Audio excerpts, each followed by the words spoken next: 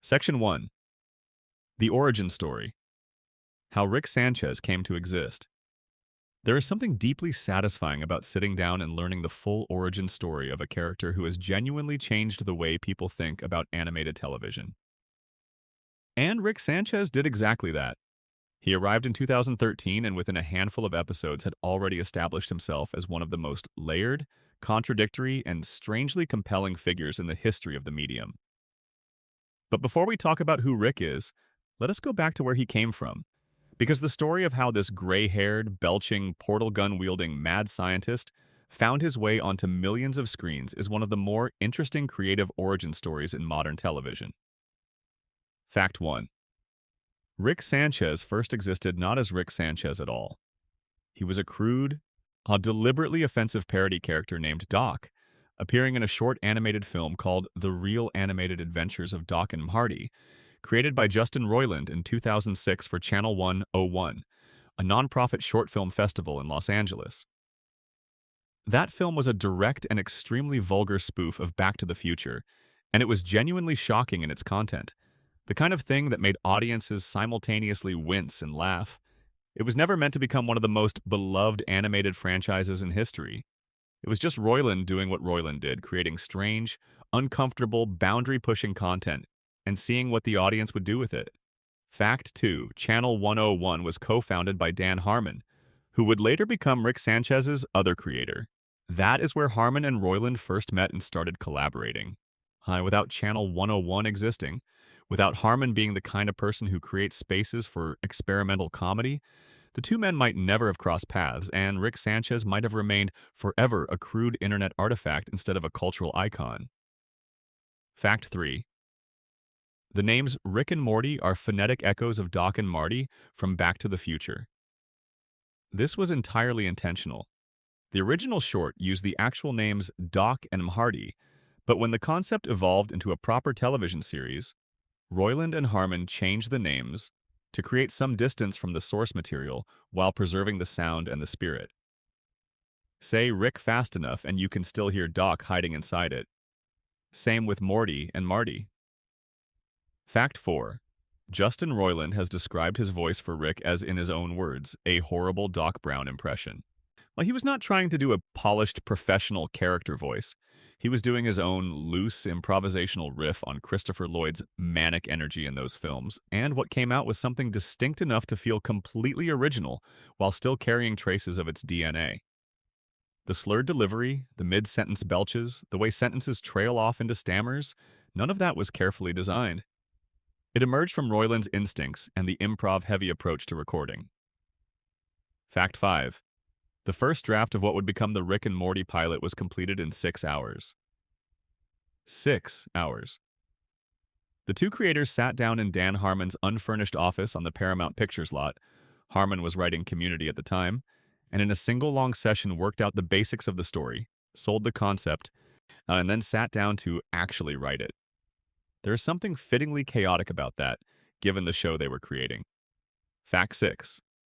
In 2012, Adult Swim approached Dan Harmon to create a new animated series. This was the same period when Harmon had just been briefly fired from Community, a massively turbulent moment in his career. And the timing created the perfect storm of availability and necessity that brought the show into existence. Harmon has said he felt unfamiliar with animation as a medium and initially wasn't sure he was the right person for the project. He called Roiland. Fact 7. Before Rick and Morty found its footing, Roiland had created 3 separate animated pilots for Fox that all failed to get picked up. He was, by his own admission, feeling burned out and creatively frustrated. The call from Harmon arrived at exactly the right moment, giving Roiland both the outlet and the collaborator he needed to take the Doc and Marty concept somewhere it had never been able to go on its own. Fact 8. The suggestion that Rick should be Morty's grandfather rather than just a random scientist came from Adult Swim development executive Nick Weidenfeld. Harmon had been thinking about building a family around the characters, but the specific generational relationship, the gap between Rick's elderly genius and Morty's adolescent anxiety, was Weidenfeld's idea. It was a brilliant structural decision because it gave the show its emotional engine. The dynamic between a grandfather and his teenage grandson carries a weight and intimacy that a random mentor-student pairing never could. Fact 9. While Rick Sanchez was also visually and conceptually inspired by Reed Richards, also known as Mr. Fantastic from Marvel Comics. This is less discussed than the Doc Brown connection, but it matters, because it gives Rick a different layer. The stretching, elastic intellect of a character whose mind genuinely bends reality, who approaches every problem with the assumption that science can solve it. Where Doc Brown was warm and eccentric, Mr. Fantastic carries a kind of cold, cerebral precision. Rick sits somewhere between the two. Fact 10. The pilot episode of Rick and Morty aired on December 2nd, 2013 on Adult Swim. It was a Monday night. The opening sequence showed Rick waking Morty in the middle of the night, dragging him out of bed, slurring about a neutrino bomb, and threatening to destroy all of humanity before the scene pivoted and revealed it was all a drunken prank. Within the first 3 minutes, the show had established both the horror and the love of the Rick-Morty dynamic. The danger is real, and the affection is real, and the two cannot be separated from each other. That is still one of the most economically efficient character introductions in animated television history. Fact 11. Justin Roiland voiced both Rick and Morty for the first 6 seasons of the show, from 2013 through 2022. The creative choice to have a single voice actor play both the cynical old genius and the anxious teenager gave their dynamic an unusual quality. There were moments in recording where the conversation between Rick and Morty was, at its core, Roiland arguing with himself at different pitches and ages. Fact 12. One of Roiland's signature creative approaches was something the production team called using outtakes as intakes. When Roiland flubbed a line, went off script, produced an accidental sound or unexpected improvisation, those moments were often kept and incorporated into the final edit. This gives the first 6 seasons of the show a raw, slightly jagged quality. You can feel the edges of improvisation poking through the animation. And it contributed enormously to both Rick's and Morty's distinctive speech patterns. Fact 13. Dan Harmon has described Rick and Morty as a cross between Matt Groening's 2 major shows, The Simpsons and Futurama. The family structure and suburban grounding comes from The Simpsons. The love of science fiction, the willingness to go deep into speculative concepts, and the darkness at the edges come from Futurama. The third ingredient, the nihilism, the cruelty, the refusal to let the characters grow in traditional ways, that was entirely Harmon and Roiland's own contribution. Fact 14. Dan Harmon has also described Rick as a self-interested anarchist. He told the Rick and Morty fan community via social media that if he had to choose a single ideological label for the character, anarchist was as close as he could get, not because Rick wants anarchy for everyone, but because Rick does not accept anyone's authority over him. Not governments, not gods, not his own family, not even common decency. Fact 15. Rick's surname, Sanchez, signals Hispanic heritage. This was confirmed in the Season 2 DVD commentary, where the show's writer stated that Rick is of Latino descent. The audio commentary for the episode Autoerotic Assimilation also confirms this, though the specific national or cultural origins within that heritage are never clarified in the show. Co-creator Justin Roiland has called Rick's cultural background narratively irrelevant to the story, which is itself an interesting stance on how the show approaches identity. It includes it, acknowledges it, and then refuses to make it a focal point in a way that could become reductive. Fact 16. Rick's full name is Richard Daniel Sanchez. He is occasionally referred to by the nickname Dick, as in other dimensions where different versions of him go by different names. The name Richard has appeared in dialogue as a possible full name, though Rick himself has never confirmed or denied it within the main timeline.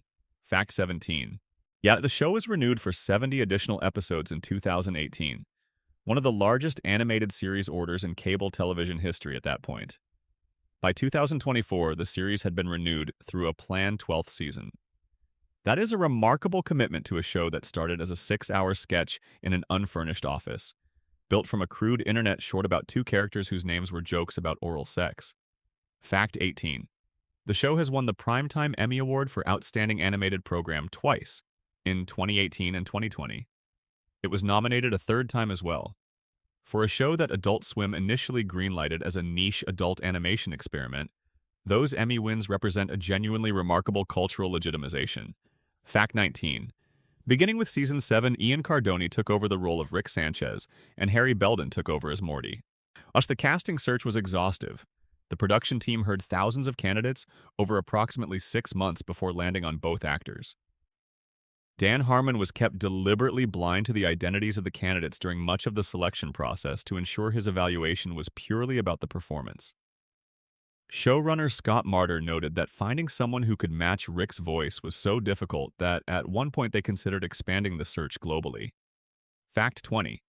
Harmon, reflecting on the transition to new voice actors, said that the goal was for a hypothetical casual viewer, someone entirely unaware of the behind-the-scenes changes, to watch Season 7 and simply think it was a good season.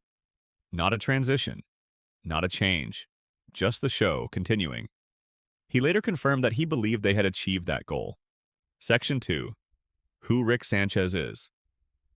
The man behind the lab coat. If you strip away every gadget and every portal and every interdimensional adventure, what you are left with is a man sitting very quietly with a great deal of pain and an even greater number of mechanisms for avoiding it. That is the heart of Rick Sanchez. Every laugh he provokes, every moment of genuine warmth he allows himself, every cosmic triumph, and every spectacularly destructive choice, all of it circles back to the same man in the same car, waiting for his wife and daughter to come outside, watching a bomb come through a portal instead. Fact 21. Rick Sanchez is canonically stated to be approximately 70 years old. The show offers slightly inconsistent guidance on this. In one Season 2 episode, the character Principal Vagina estimates Rick to be 80, while Season 3's dialogue references him having been a certain way for 70 years. But the general consensus established by the writers is that Rick is in his 70s during the events of the main series. Fact 22. Rick's physical appearance is deliberately designed to communicate his contradictions. He is tall and lanky, with long, thin limbs that suggest fragility and awkwardness at odds with the extraordinary things those limbs accomplish. His gray-blue hair is spiky and unkempt, the hair of someone who stopped caring about grooming long ago or perhaps never started. His face carries deep laugh lines and the bags of someone who does not sleep well and drinks too much. There is a bald spot on the back of his head that is visible in certain scenes, a small, humanizing imperfection on the smartest man in the universe. Fact 23. But the signature blue-gray color of Rick's hair has never been officially explained within the show. The most popular fan theory is that prolonged exposure to portal fluid and the various chemicals in his lab have altered his pigmentation over decades of work. The show's creators have never confirmed or denied this. It may simply be an artistic choice, or it may be the subtle visual record of a lifetime spent around things that change people at the cellular level. Fact 24. Rick almost always wears the same outfit, a white lab coat over a turquoise undershirt, brown trousers, a dark brown belt with a yellow buckle, and dark shoes. His white socks are sometimes visible where his trousers ride slightly short. This outfit communicates several things simultaneously.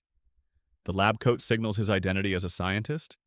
The casual clothes underneath signal his contempt for formality, and the fact that he wears essentially the same thing every single day signals that Rick Sanchez does not waste cognitive resources on fashion decisions. The uniform of a man who has decided what matters and shed everything else. Fact 25. Rick keeps his portal gun in the left pocket of his lab coat and his drinking flask in the right. These two objects together represent the entire architecture of his coping strategy. The flask for numbing the present, the portal gun for escaping it. The placement is not accidental. They are the two tools he reaches for most reflexively, and keeping them in his coat, always within reach, always at hand, says everything about what he considers essential. Fact 26. The green liquid that often appears around Rick's mouth, dripping slightly, is smeared at the corners, is primarily used to signify intoxication or the aftermath of alcohol consumption. It appears in moments of heavy drinking and sometimes after vomiting. It is one of the show's most recognizable visual details and contributes to the impression of a man who is genuinely and constantly not quite managing to hold himself together at the edges. Fact 27. Rick speaks in a distinctive, rambling, frequently interrupted pattern. Sentences begin with confidence and then lose themselves in mid-thought tangents. He stutters not from nervousness, but from having so many ideas moving simultaneously that the output channel cannot keep up with the input. He burps mid-sentence. Sometimes these are actual vocalizations of gas from his chronic drinking. Sometimes they seem almost reflexive, as a body interrupting itself because it is under constant chemical strain. His voice carries both contempt and, underneath it, something that sounds like longing. Fact 28. Rick is identified by the Galactic Federation and the Transdimensional Council of Ricks as the most wanted criminal in the universe. His list of offenses across various dimensions includes everything from unauthorized portal travel to the destruction of entire civilizations to crimes so numerous and varied that cataloging them would require its own volume. He is not simply a wanted man. He is the wanted man, the benchmark against which other wanted individuals are measured. Fact 29. Despite his criminality and his genuine cruelty in many situations, Rick Sanchez is canonically pansexual. This was confirmed by Justin Roiland in an interview, and the show illustrates it most clearly in the episode Autoerotic Assimilation, in which Rick reconnects with an ex-lover named Unity, a collective hive mind that has assimilated an entire planet's worth of beings. The love between Rick and Unity is among the most genuinely tender and heartbreaking things the show has ever depicted. Rick loved Unity. Unity left because Rick was destroying her, not through malice, but simply by being himself. Fact 30. Rick is also canonically aware, on some level, that he is a character in a television show. He breaks the fourth wall on multiple occasions, addressing the audience directly, referencing narrative conventions, and demonstrating awareness of himself as a fictional construct. This layer of meta-awareness is not just a comedic device, but it feeds into Rick's nihilism in a profound way. But if you know you are a character in a story, then the stakes are different. If the universe is itself a fiction, then Rick's behavior makes a different kind of sense. Fact 31. Rick's stated worldview is one of nihilism, the belief that life has no inherent meaning and that the universe is cold, vast, and indifferent to the concerns of any individual. He expresses this directly in multiple episodes, most memorably in Rick Potion number 9, where he tells Morty that love is simply a chemical reaction compelling animals to breed, a sentiment designed to discourage Morty from pursuing Jessica and to protect him from the cycle of love and heartbreak that Rick himself has gone through. Fact 32. However, multiple writers and analysts of the show, and Dan Harmon himself has hinted at this, have suggested that Rick is better understood not as a true nihilist, but as something closer to a cynic in the ancient Greek philosophical sense. True nihilists do not get angry. True nihilists do not fight for anything. True nihilists do not risk their lives to save their grandchildren or wage decades-long vendettas against alternate versions of themselves. Rick cares deeply and painfully about many things. His nihilism is a performance, a costume he wears to avoid having to admit how much he stands to lose. Fact 33. Dan Harmon has said on the record that he believes the knowledge that nothing matters, while philosophically accurate, gets you nowhere.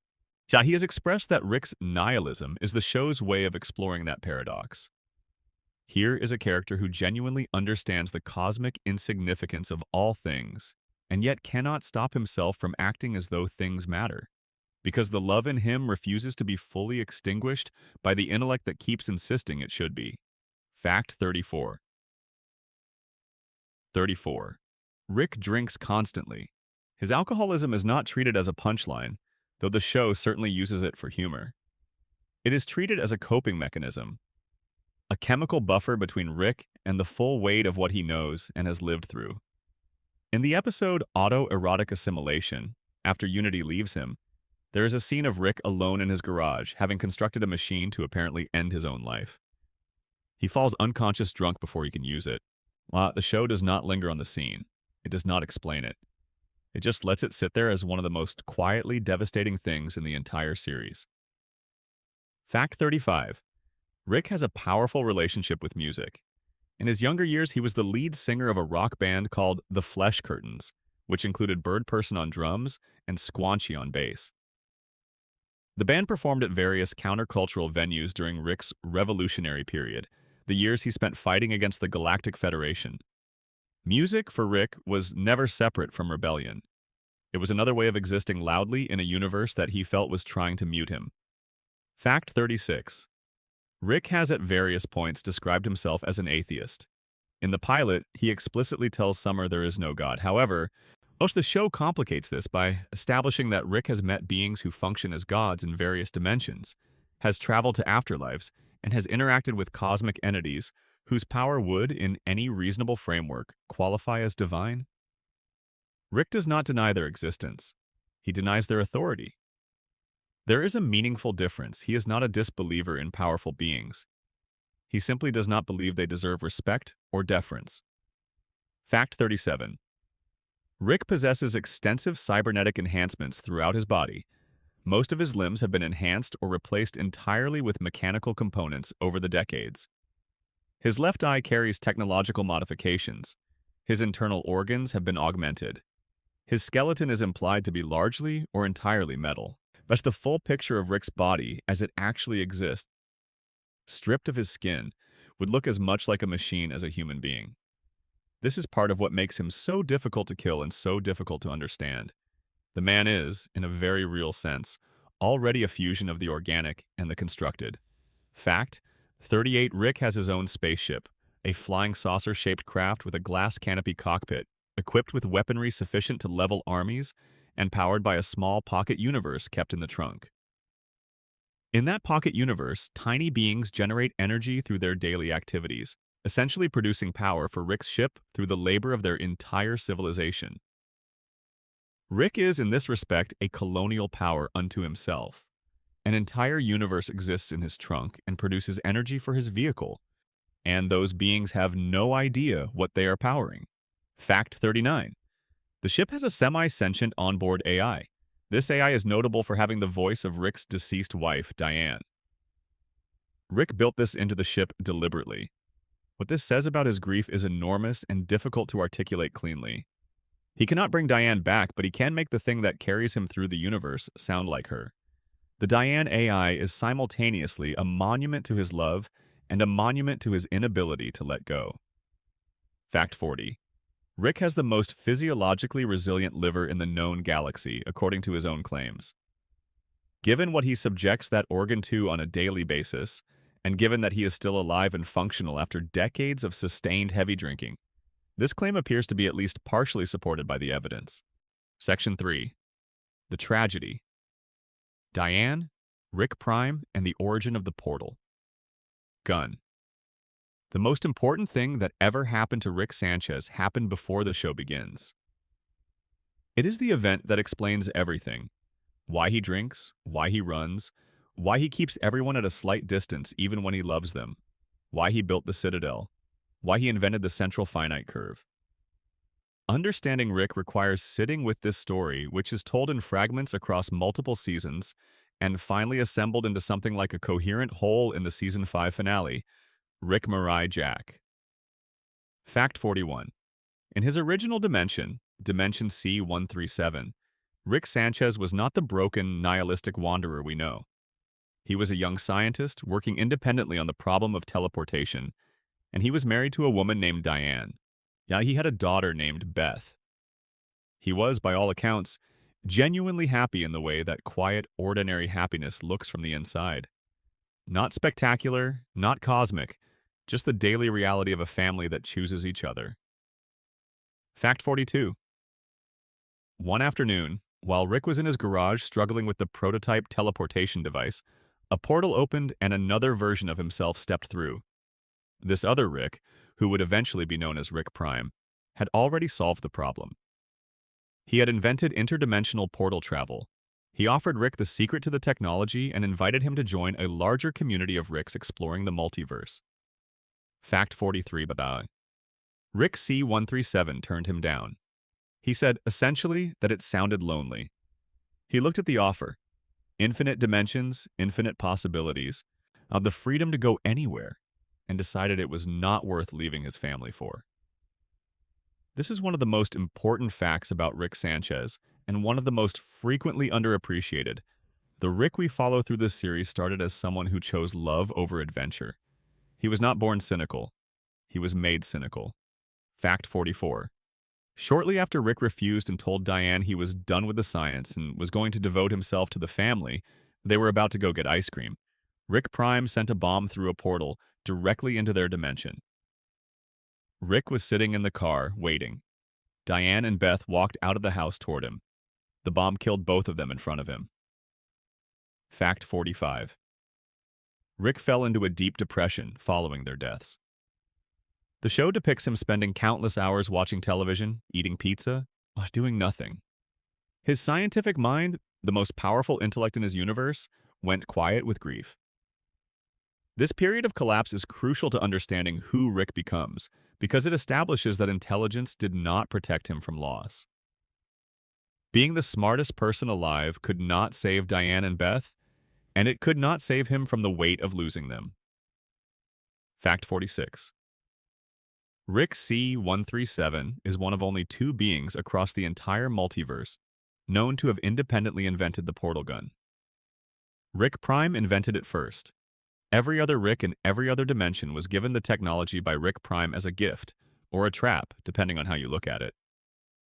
Only Rick C-137 built his own, from scratch, out of rage and grief, as a tool of vengeance. The portal gun was born from love lost and violence remembered, and that is why his version carries a weight that no other Rick's does. Fact 47. Rick Prime is the overarching villain of the series, though he does not appear in that role until relatively late. He is the version of Rick responsible for killing Diane and Beth, and he has spent decades hiding from C-137's hunt for him. Rick Prime is described by those who know him as the worst Rick, the one who looks at family and sees only something to discard when it stops being useful. Where C-137 chose love and paid for it with loss, Prime chose freedom and has never looked back. Fact 48. Rick Prime invented the Omega device, a weapon capable of erasing an individual from existence across every dimension simultaneously. After C-137 began hunting him through the multiverse, Prime used the Omega device to erase Diane Sanchez from every single reality. And every version of Diane in every dimension was wiped out of existence. He did this specifically to punish Rick for pursuing him. The act is almost incomprehensible in its cruelty. Not just killing someone, but retroactively removing the possibility of them anywhere. Fact 49. Rick C-137's hunt for Rick Prime lasted decades. In that time, he killed an enormous number of alternate versions of himself as he worked his way through the multiverse, unable to locate Prime, but unable to stop trying. This extended campaign of self-directed fratricide is one of the darkest aspects of Rick's history. He was killing himself again and again, and it was not enough. It was never enough because the specific self he needed was always elsewhere. Fact 50. The Citadel of Ricks, the massive interdimensional city station populated by thousands of Ricks and Mortys, was founded in part as a direct result of Rick C-137's killing spree. The alternate Ricks, terrified of being murdered by C-137, banded together in self-defense. Rick C-137 eventually signed a peace treaty with them. As part of that arrangement, he helped oversee the construction of the Citadel and participated in designing the central finite curve. He traded his hunt for temporary safety, though he never truly stopped wanting revenge. Fact 51. Rick also created an AI assistant modeled after Diane, a simulated version of his wife built to help him on his hunt and to serve as a constant reminder of what he had lost and what he was fighting for. This AI of Diane occasionally appears in the show, and its interactions with Rick are among the most emotionally raw the series offers. She speaks to him in his dead wife's voice. She mocks him for his failures. Rick built this mockery deliberately, as a kind of self-punishment, a way to make himself feel the grief in a controlled but sustained way. Fact 52. Rick eventually found and killed Rick Prime, with help from Evil Morty, in the Season 6 episode Unmortricken. He got his revenge. And then something fascinating happened. It did not fix him. It did not make him whole. The vengeance that had organized 40 years of his life was complete, and he was still the same broken man standing in the same wreckage.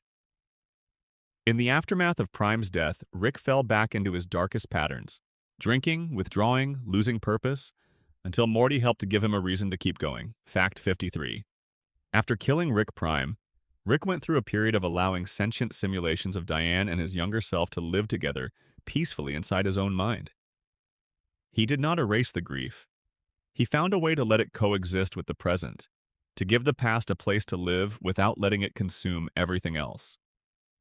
This is arguably the closest Rick Sanchez has ever come to something like healing. Fact 54.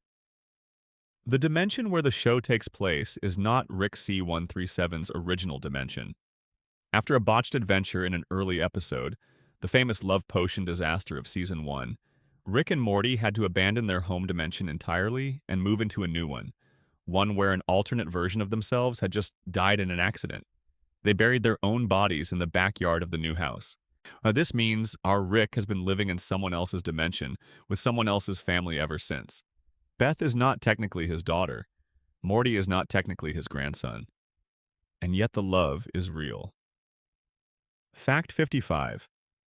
The family Rick lives with in the main timeline of the show is technically the Smith family of Dimension C-131. The Rick who originally belonged to that family, Rick C-131, died in a lab accident along with that dimension's Morty. Rick C-137 stepped into the vacancy and has been there ever since. He chose to stay. Despite all his rhetoric about not caring, despite all his nihilism and his constant running, when the opportunity arose to simply walk away from this family, he did not take it. Section 4. The catchphrase, the secrets, and the details you might have missed. Great characters hide things in plain sight. Every apparently meaningless detail that Rick Sanchez exhibits, the phrase he shouts at parties, the way he refers to his own emotions, the things he builds when he is alone, carry more information than they first appear to. This section is about sitting with those details and letting them tell you something. Fact 56. Rick's most famous catchphrase, "Wooba Looba Dub Dub," was an accident. Justin Roiland has explained that when recording the Season 1 episode, Me Seeks and Destroy, he was supposed to do a variation of Curly Howard's classic whoop whoop whoop spinning sound from the Three Stooges. When the time came to record, Roiland improvised something different, riffing loosely on the audience whooping sound from the Arsenio Hall show, and what came out was the nonsense phrase that would go on to appear on millions of t-shirts, stickers, and tattoos. Fact 57. Within the world of the show, Wooba Looba Dub Dub is a phrase from Bird Person's language. In the Season 1 finale, Rixie Business, Bird Person explains to Morty that in his people's tongue, the phrase translates to, "I am in great pain, please help me." Rick uses it at parties, during celebrations, when he is excited or happy. He says it, in other words, to declare suffering while appearing to celebrate. Even his joy is a disguise. Fact 58. Roiland has spoken about hating hearing "Wooba Looba Dub Dub" shouted back at him, having said it so many times in the recording booth that it lost whatever meaning it might have had. He and Harmon feared when creating the phrase that it would catch on, and it caught on spectacularly. But there is something fitting about the man who created it, finding it unbearable to hear repeatedly, much like Rick himself. Fact 59. The phrase briefly functioned as a Google Easter egg. Searching "Wubba Looba Dub Dub" in Google would return the suggestion, "Did you mean I am in great pain?" This Easter egg appears to have been removed from Google's search suggestions over time, but for a period, the internet's largest search engine was quietly acknowledging Rick's hidden cry for help. Fact 60. Rick's other major catchphrase, "and that's the way the news goes," is an understated verbal full stop, a way of punctuating uncomfortable truths and moving past them without addressing them properly. It is the phrase of someone who has learned to announce difficult realities and then immediately change the subject. Fact 61. The Szechuan sauce incident of 2017 represents one of the more remarkable examples in television history of a fictional character's fictional preferences causing real-world chaos. In the Season 3 premiere, The Rickshank Rickdemption, Rick delivers a lengthy, passionate monologue about McDonald's Szechuan dipping sauce, a promotional item from 1998 created to coincide with the release of Disney's Mulan. Rick claims finding that sauce is his primary motivation for everything, his reason for getting Morty through 20 more seasons. McDonald's, responding to the fan fervor that followed, announced a limited one-day return of the sauce in October 2017. The resulting scenes at McDonald's locations across the United States? Crowds chanting. People demanding sauce with a fervency entirely disproportionate to the stakes of a chicken nugget condiment became one of the stranger moments of internet-era popular culture. Fact 62. The phrase Rick uses repeatedly throughout the show, "get swifty," originated in Season 2's episode of the same name, when Rick and Morty are required to perform an original song for giant alien heads threatening to destroy the planet. Rick's contribution is an improvised, genuinely unhinged musical performance that nonetheless saves the Earth. Get swifty entered common usage as a phrase meaning roughly let loose or show what you have, carrying that particular flavor of desperate, unpolished confidence that Rick embodies. Fact 63. Rick has a documented aversion to pirates. This fact appears in episode dialogue and supplementary materials but is never explained in the show. It simply exists as a character detail. Rick Sanchez, the man who has traveled to infinite dimensions and fought the Galactic Federation, has a specific and apparently genuine problem with pirates. This is the kind of detail that rewards close attention and rewards the impulse to ask questions about what is never shown on screen. Fact 64. Rick's bedroom, briefly visible in a post-credits scene in Season 1, contains a wall covered in photographs connected by string. A conspiracy board of sorts, tracking his and Morty's adventures. The photographs include Cronenberg monsters, Mr. Meeseeks, and characters from upcoming episodes that had not yet aired. This small detail, visible for only a few seconds, thus suggested that Rick was privately keeping record of everything, that beneath the cavalier exterior, there was a man paying very close attention.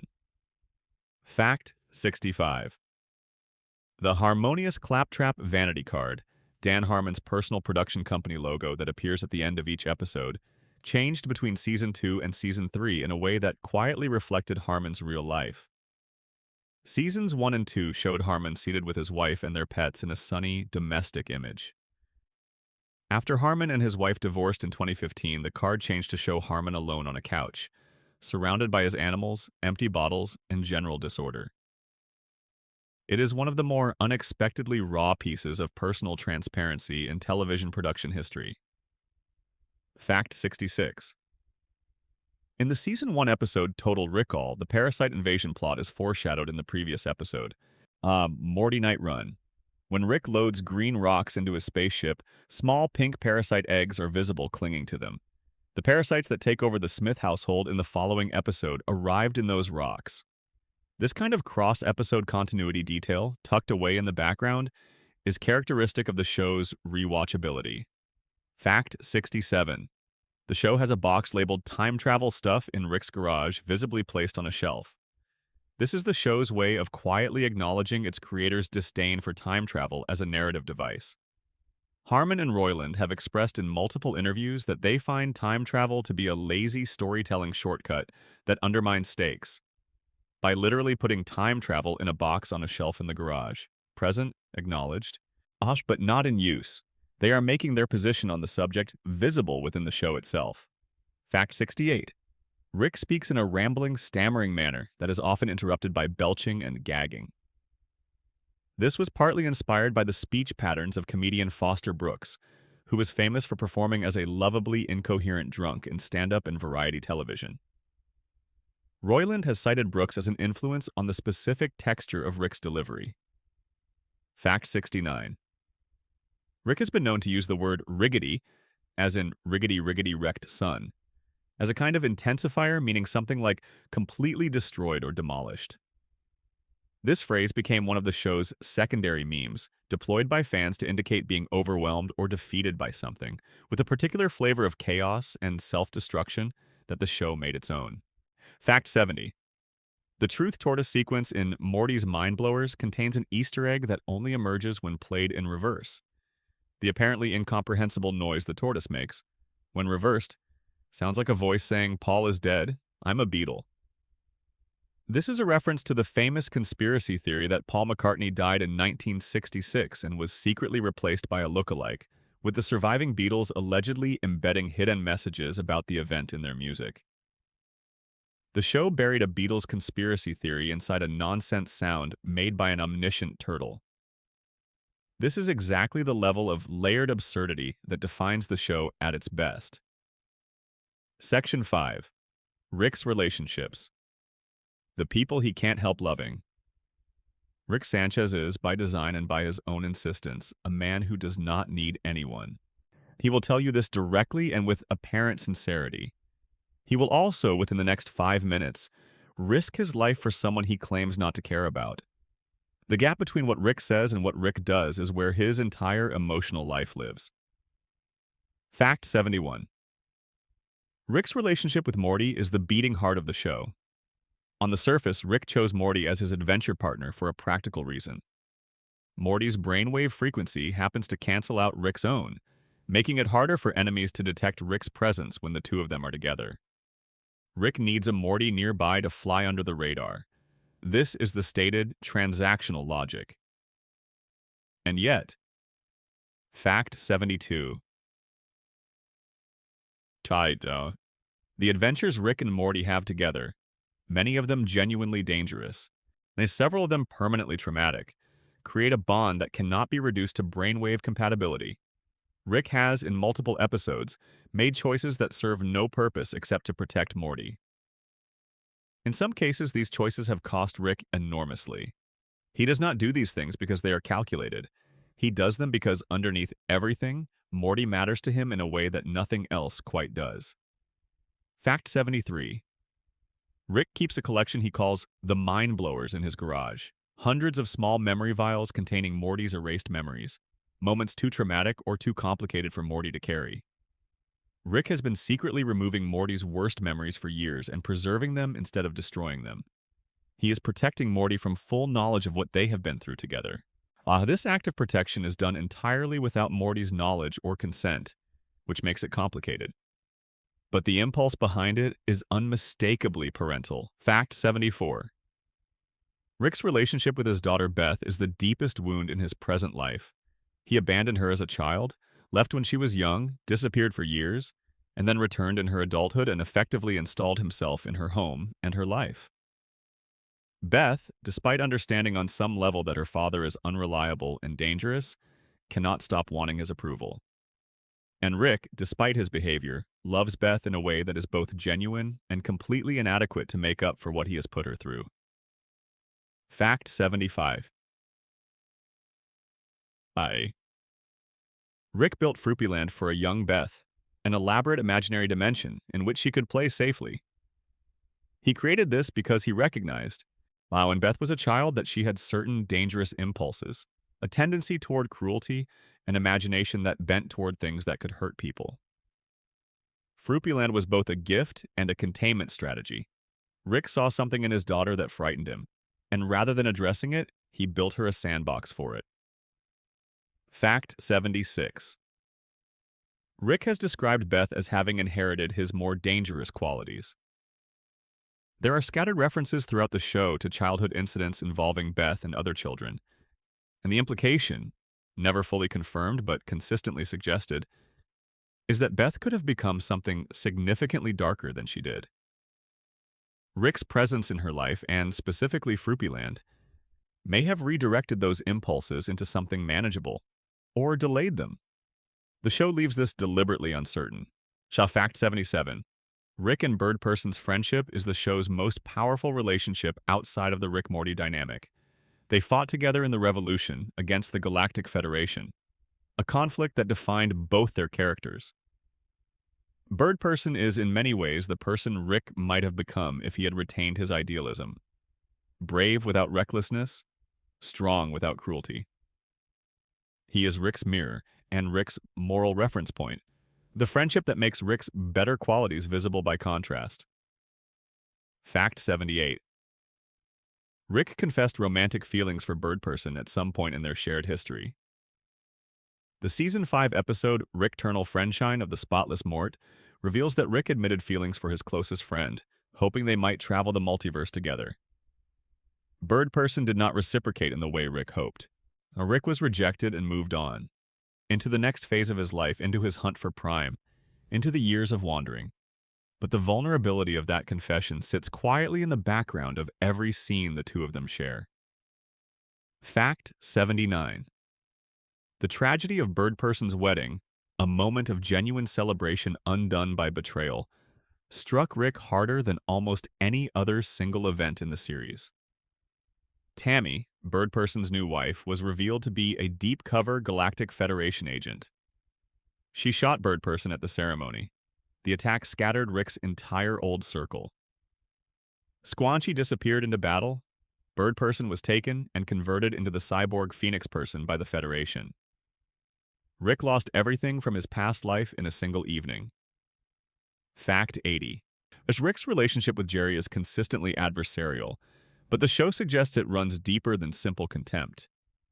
Rick sees in Jerry everything he fears becoming if stripped of his genius: ordinary, powerless, dependent on others' approval. The mockery Rick directs at Jerry is partly a mirror avoidance. If he can convince himself Jerry is different from him, he does not have to sit with the ways they are the same. Both men are terrified of being abandoned. Both men define their worth by how other people see them. Rick just has better weaponry for hiding it. Fact 81. Summer Smith occupies an interesting position in Rick's affections. He did not initially choose her as an adventure partner. The show establishes that Rick's need for someone with Morty's specific brainwave signature drives his preference for Morty. But over time, Summer earns her way into Rick's world through sheer persistence and competence. By the later seasons, she is handling threats that would have destroyed earlier versions of herself. Rick never quite says he is proud of her, but the way he looks at her when she does something extraordinary says it for him. Fact 82. Rick's relationship with Unity, the hive mind ex-lover from autoerotic assimilation, is one of the show's most genuinely romantic storylines. Unity controls an entire planetary civilization, can assimilate beings at will, and is by any reasonable measure an enormously powerful entity. She also loves Rick, imperfectly, in a way that both of them know cannot last. When she leaves, she writes him a note explaining why. Rick reads it in his garage alone. Then he builds something that is strongly implied to be a suicide device and falls unconscious before he can use it. Fact 83. Rick has a complicated but ultimately loving relationship with Summer. In the episode The Rick Shank Rickdemption, it is Summer who refuses to accept that Rick is gone and who tries to physically retrieve his buried portal gun to save him. Her loyalty to Rick, even when Morty has written him off, reveals that she has formed her own independent bond with him, outside of the Rick-Morty axis. She chose Rick not because she was assigned to him or needed him, but because she decided he was worth fighting for. Fact 84. Rick keeps a flask of alcohol on his person at all times. The specific type of alcohol changes across episodes and contexts. Sometimes it is clearly spirits. Sometimes it appears to be something more exotic of alien origin. But the flask is constant. It is the one thing Rick always has with him that has no tactical purpose, no scientific application, no utility. It is purely for his own need. In a character who uses every object instrumentally, the flask's purely personal, self-destructive purpose is quietly significant. Fact 85. In the episode where Rick takes the family to a resort for rest and relaxation, his toxic aspects are literally separated from him. A machine divides Rick into his pure self and his toxic self. The toxic Rick is arrogant, self-destructive, and deeply insecure. But the pure Rick, stripped of all toxicity, is passive and ultimately ineffective, too gentle, too accommodating to survive in the universe the show inhabits. But the episode's conclusion is that the toxins Rick carries are also part of what makes him function. He needs his poison to be his most capable self. Section 6. The inventions. Everything Rick has built and what it means. Rick Sanchez is, first and last, an inventor. Every other aspect of his character, the drinking, the philosophy, the relationships, exists in the shadow of his singular, extraordinary capacity to build things that change the nature of reality.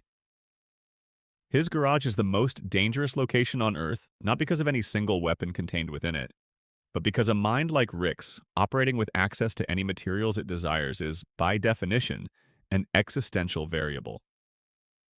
Fact 86. The portal gun is Rick's most important invention and the one with the most personal history.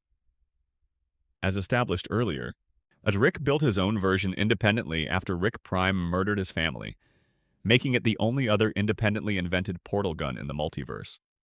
The gun creates green circular portals through which matter can pass, enabling immediate travel to any point in any dimension. Its fuel is a substance called quantum transport solution, informally known as portal fluid, which Rick obtains by buying rare crystals on the black market and processing them. Fact 87. Portal fluid is genuinely dangerous.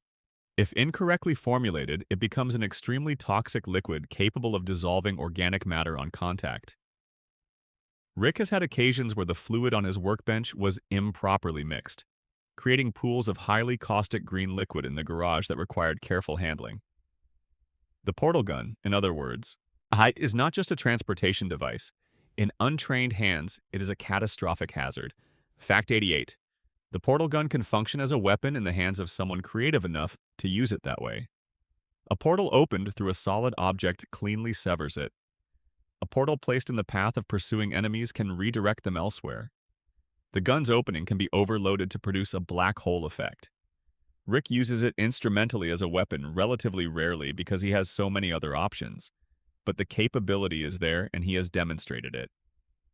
Fact 89.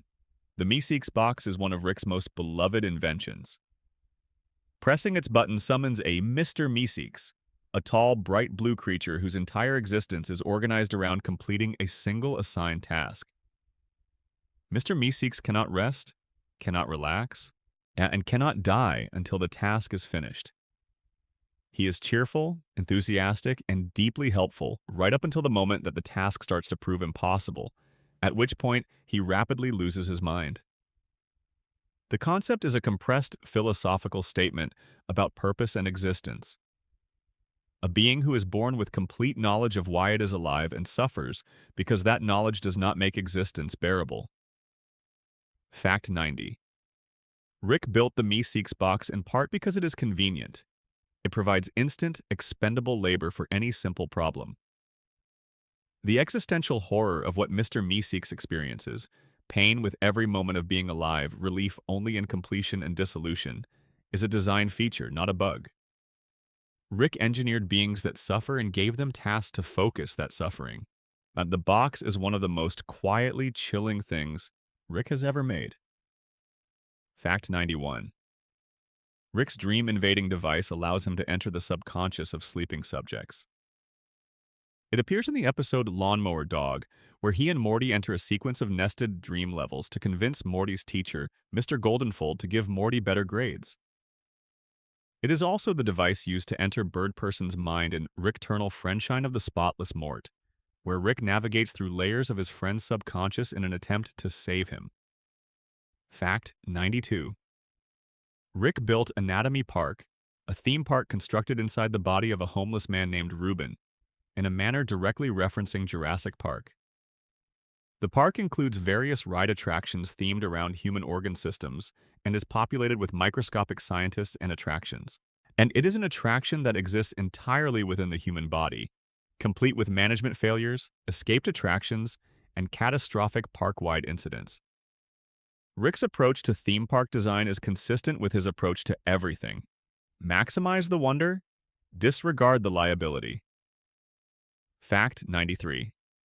The Love Potion disaster of Season 1, in which Rick compounds a chemical designed to make Jessica love Morty, only to have it spread through Earth's water supply and mutate humanity into monstrous Cronenberg creatures, begins with what seems like a standard mad science experiment and escalates into the complete destruction of an entire planet's biosphere.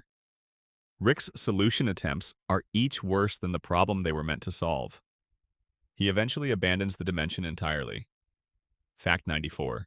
So Rick has a device called a memory eraser, informally known as a mind blower, which can extract specific memories and store them in fluid form. He uses this on Morty regularly. The extracted memories are stored in color-coded vials in his private collection. Some are yellow, indicating memories Rick removed from Morty because they were traumatic. Some are red, indicating memories Rick removed for his own reasons. Things that were inconvenient for Rick if Morty retained them. The distinction between yellow and red vials is quietly devastating. Fact 95. Rick built Operation Phoenix, a cloning protocol that allows him to transfer his consciousness into a new body in the event of death. Various iterations of the system have been shown across the series, allowing Rick to essentially continue existing after his physical body is destroyed. He has died on multiple occasions across different dimensions. He keeps coming back because he has planned for not coming back and refused to accept it as an outcome. Fact 96. Rick created a personal skin shield, a force field layer that adheres to his entire body's surface and can deflect bullets and physical impacts. It is implied to be stored within his teeth or his neck and can be deployed near instantaneously in combat. The shield does not prevent all damage. Very high-powered impacts can breach it, but it makes Rick substantially harder to kill in a direct confrontation. Fact 97. Rick built a device that shrinks him to microscopic size, allowing him to operate within enclosed spaces. He has used shrunken versions of himself for various scientific and infiltration purposes. And he also once attempted to build an amusement park inside a living person's body, which required this level of miniaturization technology. Fact 98. The interdimensional cable box, one of Rick's most beloved inventions in fan culture, is a television receiver capable of picking up broadcast signals from infinite dimensions. It allows the family to watch television programming from across the multiverse, including programs that do not and cannot exist in their own reality. The cable box episodes are among the show's most celebrated, featuring improvisational content from Roiland and other cast members playing characters from fictional alien TV shows. The box represents Rick's use of scientific power for the most ordinary, leisure-driven purpose imaginable, channel surfing. Fact 99.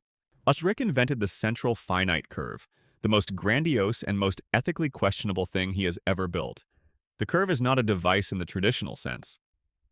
It is a fundamental restructuring of multiverse access, an invisible boundary that separates the infinite dimensions, where Rick is the smartest person alive from all the others. Within the curve, Rick is always on top. Beyond the curve, he might not be. He built a wall around his own god complex and called it the multiverse. Fact 100.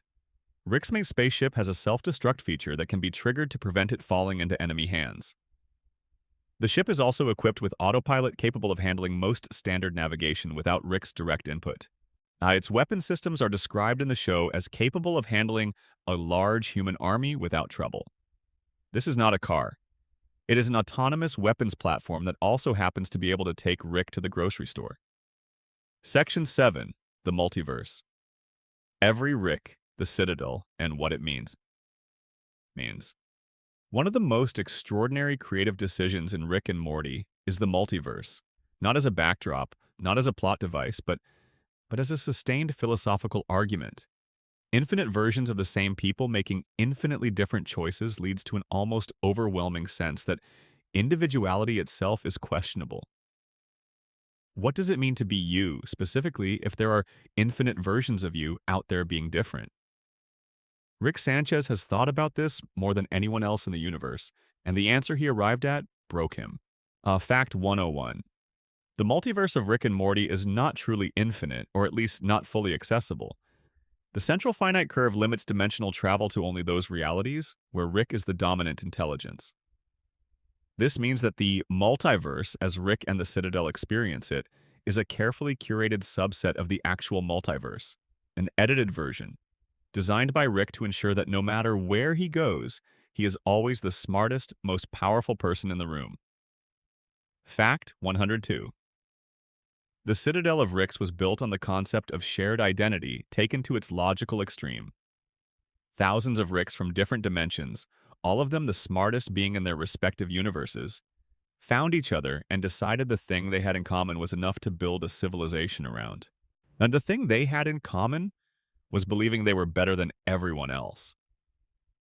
The Citadel is, at its core, a monument to collective arrogance. Fact 103, Rick C137, is described as the Rickest Rick. He sits at the exact center of the central finite curve, meaning he is, in some sense, the most representative, most quintessentially Rick of all the Ricks.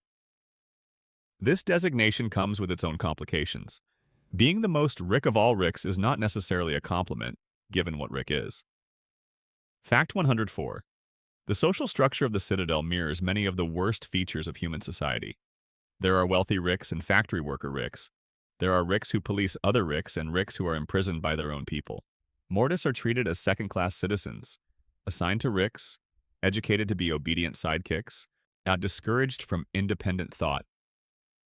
The Citadel is a stratified, exploitative society run by geniuses who have reproduced every class injustice they encountered in their respective home dimensions at scale. Fact 105. Evil Morty, the character who breaks the central finite curve and escapes to the broader multiverse beyond it, never had a Rick of his own. This detail is central to who he is. He was assigned a Rick by the Citadel, but he was not born with the specific Rick-Morty relationship that defines most Mortys. Without that bond, without a specific Rick conditioning him from childhood, Evil Morty developed in a completely different direction. Colder, more self-directed, willing to treat the entire Citadel apparatus as a tool rather than a home. Fact 106. The variety of alternate Ricks shown across the series illustrates how the same fundamental intelligence can produce wildly different people depending on what happens to them. There are Ricks who are gentle and kind, Ricks who are even more destructive than C-137, Ricks who have completely given up, and Ricks who have found peace that C-137 cannot imagine. The show uses this variation to suggest that Rick Ali 137's particular bitterness is not inevitable. It is the specific product of his specific losses. Fact 107. Doofus Rick Bai, the Rick from Dimension J19 Zeta 7, is the clearest example of this alternate possibility. Doofus Rick is physically distinctive, buck teeth, a bowl cut, never had a family, and is described as genuinely kind and friendly in ways that other Ricks find bewildering and pathetic. But he befriends Jerry in the Season 1 episode, Close Rick Counters of the Rick Kind, a pairing that every other Rick mocks because it confirms their worst fears. A Rick who is not contemptuous of Jerry is somehow defective. The other Ricks cannot tolerate Doofus Rick because he suggests that their contempt is a choice, not an inevitability. Fact 108. The Citadel Ricks created the brainwave compatibility requirement for Mortis partly as a legitimately practical consideration. Morty's brainwaves do help mask Ricks, but also, as the show reveals, as a breeding program. Mortis are cultivated across infinite dimensions as a genetic supply chain for Rick's interdimensional camouflage. Millions of teenagers across the multiverse live diminished, confused lives, in part because some Ricks decided their specific neurological profile was useful.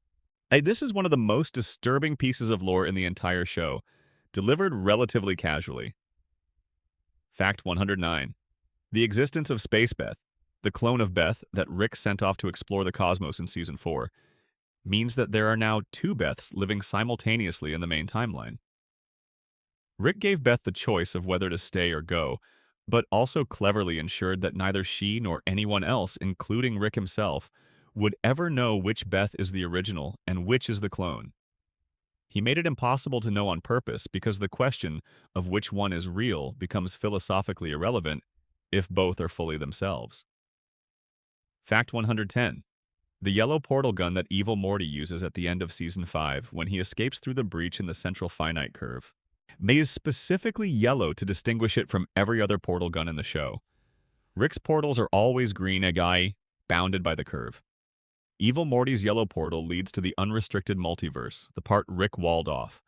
The color is a visual declaration of freedom. Evil Morty is the only person who ever successfully hacked Rick's portal technology, and he used that hack to become the first Morty to exist fully outside of Rick's designed world. Section 8. Rick's philosophy. What he actually believes. Fact 111. Rick's statement that love is just a chemical reaction that compels animals to breed is one of the show's most quoted lines, but it is also one of its most revealing self-deceptions. Rick says this to Morty as advice, ostensibly to protect him from heartbreak. But Rick himself has been in love. With Diane. With Unity. In some complicated way with Bird Person. With the family he has chosen, if not biologically produced. A man who truly believed love was merely biochemistry would not cry alone in his garage after Unity leaves. He would not spend decades hunting the man who killed his wife. He would not keep a voice simulation of Diane in his spaceship for company. Fact 112.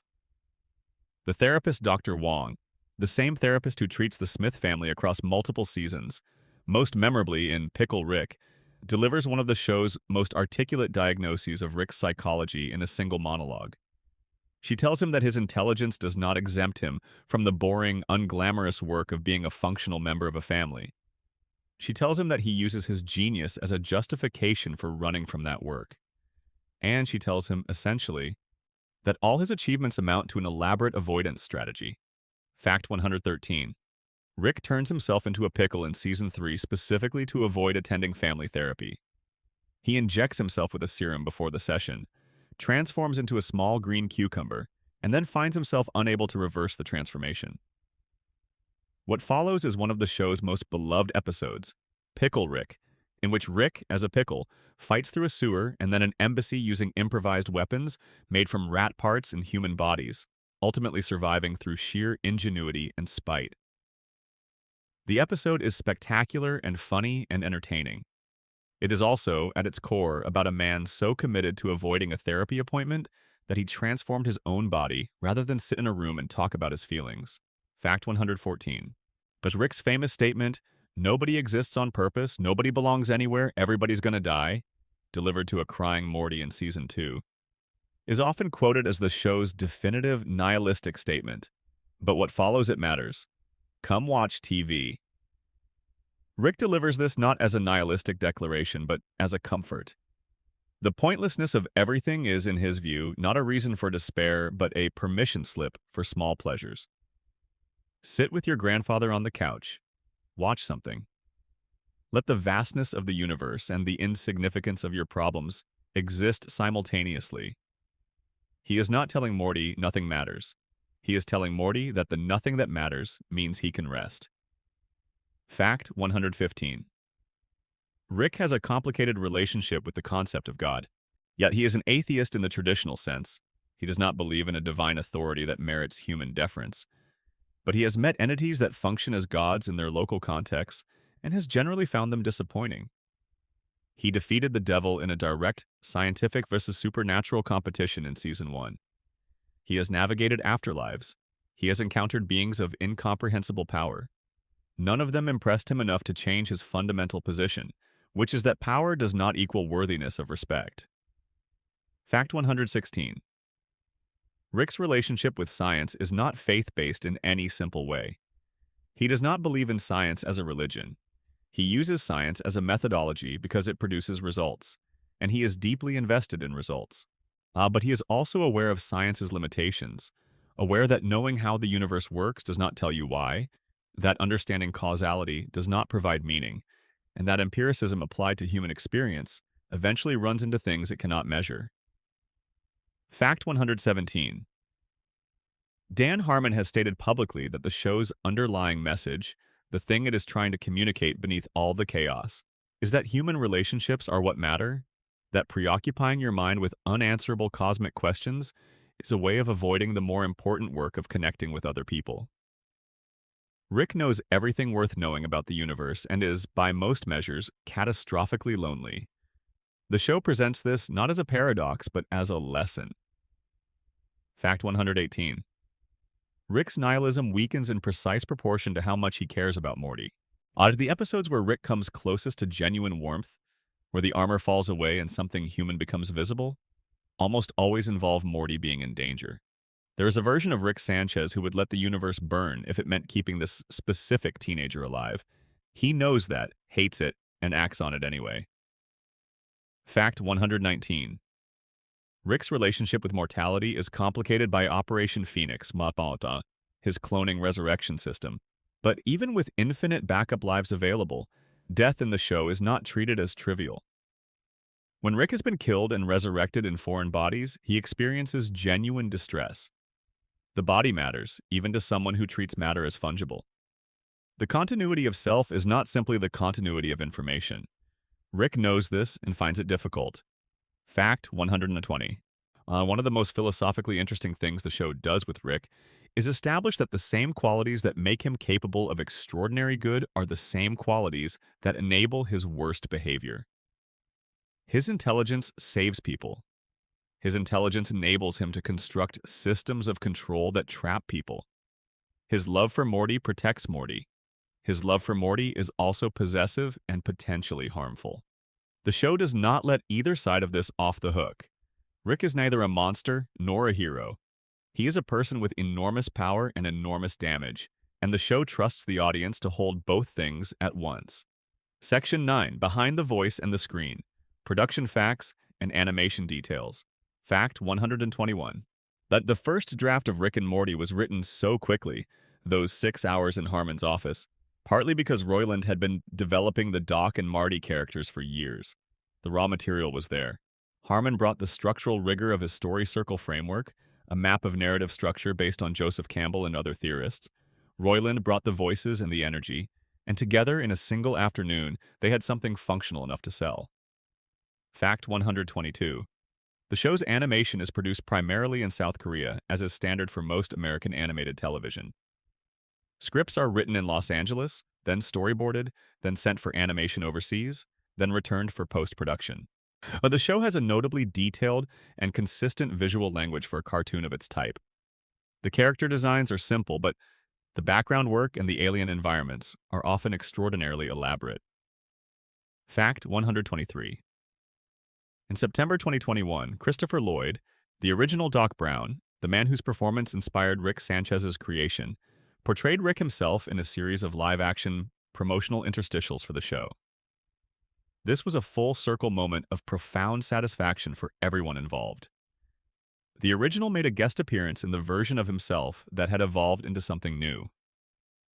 Fact 124. The show has a tradition of mid-credits and post-credit scenes that often reveal important information, set up future plot lines, or deliver emotional gut punches that recontextualize the episode just watched. Audiences learned early on to always stay through to the very end, because the show would sometimes put its most important material after the credits had rolled. Fact 125. Music has played a significant role in the show's identity. Original songs include Rick's infamous Get Swifty performance, the haunting synthetic score of many of the show's most emotional sequences, and various in-universe musical performances. The show's score was composed by Ryan Elder and has been praised for its ability to shift between comedy, tension, and genuine emotional depth, often within a single episode. Fact 126. The show used community cast members as alien performers in a background scene during autoerotic assimilation. When Rick demands Unity put on an entertainment performance while he relaxes, all the alien performers she assembles bear a visual resemblance to the cast of Harmon's previous show. The Easter egg was extremely quick, a blink-and-you-miss-it moment, but it became a beloved piece of trivia. Fact 127. The Gravity Falls Easter egg. The objects belonging to Grunkle Stan falling out of portals in close Rick counters of the Rick kind was a real planned crossover between Rick and Morty and Gravity Falls that never fully materialized. The creators of both shows, Roiland was friends with Gravity Falls creator Alex Hirsch, had discussed a genuine crossover, but the logistics and the differences in tone and canon made it difficult to execute properly. The egg remained as a tribute to the friendship between the shows without becoming the full event it might have been. Fact 128. That the show used a distinctive opening title sequence that changes subtly between seasons and occasionally hides small details in the animation. The title font and the specific visual language of the opening have become iconic. The green portals, the floating dimensions, the brief glimpses of scenarios that sometimes reference episodes yet to air. Fact 129. Voice recording for Rick and Morty, particularly in the Roiland era, had a famously improvisational quality. Read-throughs were often used directly in the final product. Roiland has spoken about sessions where he would do multiple takes with completely different dialogue, just riffing, and the editors and writers would select the best version. This approach gave the show an electric, slightly unpredictable quality that formal scripted recording cannot easily replicate. Fact 130. The show's episode titles are elaborate puns that typically reference Rick and Slash or Morty, the Rick Shank Rickdemption, Morty Night Run, Total Recall, Rest, and Ricklaxation. This naming convention began in Season 1 and became a signature of the show.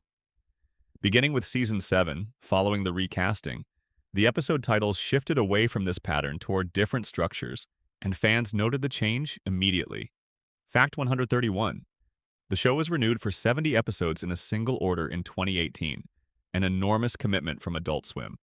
This renewal happened when Rick and Morty was at the peak of its cultural moment, the show having become a genuine phenomenon that extended well beyond its core audience. The 70-episode order was later extended through Season 12, securing the show's future for years. Fact 132. The science in Rick and Morty is deliberately unreliable as hard science, but consistently coherent as story logic. The show borrows genuine scientific concepts, quantum mechanics, multiverse theory, entropy, neuroscience, and extrapolates them in directions that are not scientifically defensible but are internally consistent within the show's logic. This gives the show a feeling of intelligence without requiring the audience to have a physics degree to follow the plot. Fact 133. Dan Harmon uses a storytelling framework he calls the story circle, derived from his study of Joseph Campbell's hero's journey and other narrative theories, to structure Rick and Morty episodes. The circle involves 8 stages. A character is in a zone of comfort, wants something, enters unfamiliar territory, adapts to that territory, gets what they wanted, and pays a price for it, returns to familiar territory, and is changed by the experience. Most Rick and Morty episodes follow this structure in some form, even when the show appears to be deliberately subverting conventional storytelling. Fact 134. Justin Roiland voiced numerous other characters in the show beyond Rick and Morty themselves, including various alien characters, multiple versions of Rick from alternate dimensions, and certain one-off characters throughout the series. The vocal range required was considerable. Following his exit, many of these roles were also recast. Fact 135. Ian Cardoni, Rick's voice since Season 7, is a Boston-area native who graduated from Emerson College. His background before the role included voicing promos for the sci-fi drama Resident Alien and appearing in Larry David's film Clear History. Yet he was selected from thousands of candidates precisely because his impression of Rick was close enough to the original to be seamless while being distinct enough to be genuinely his own performance. Section 10. The cultural moment. What Rick Sanchez became. Rick Sanchez started as a crude internet joke about a character from an 80s film. He became one of the most discussed, analyzed, loved, and misunderstood figures in modern popular culture. The gap between those two endpoints is one of the more interesting stories in recent entertainment history. Fact 136. Rick and Morty became a cultural touchstone in a way that very few animated series have outside of The Simpsons and South Park.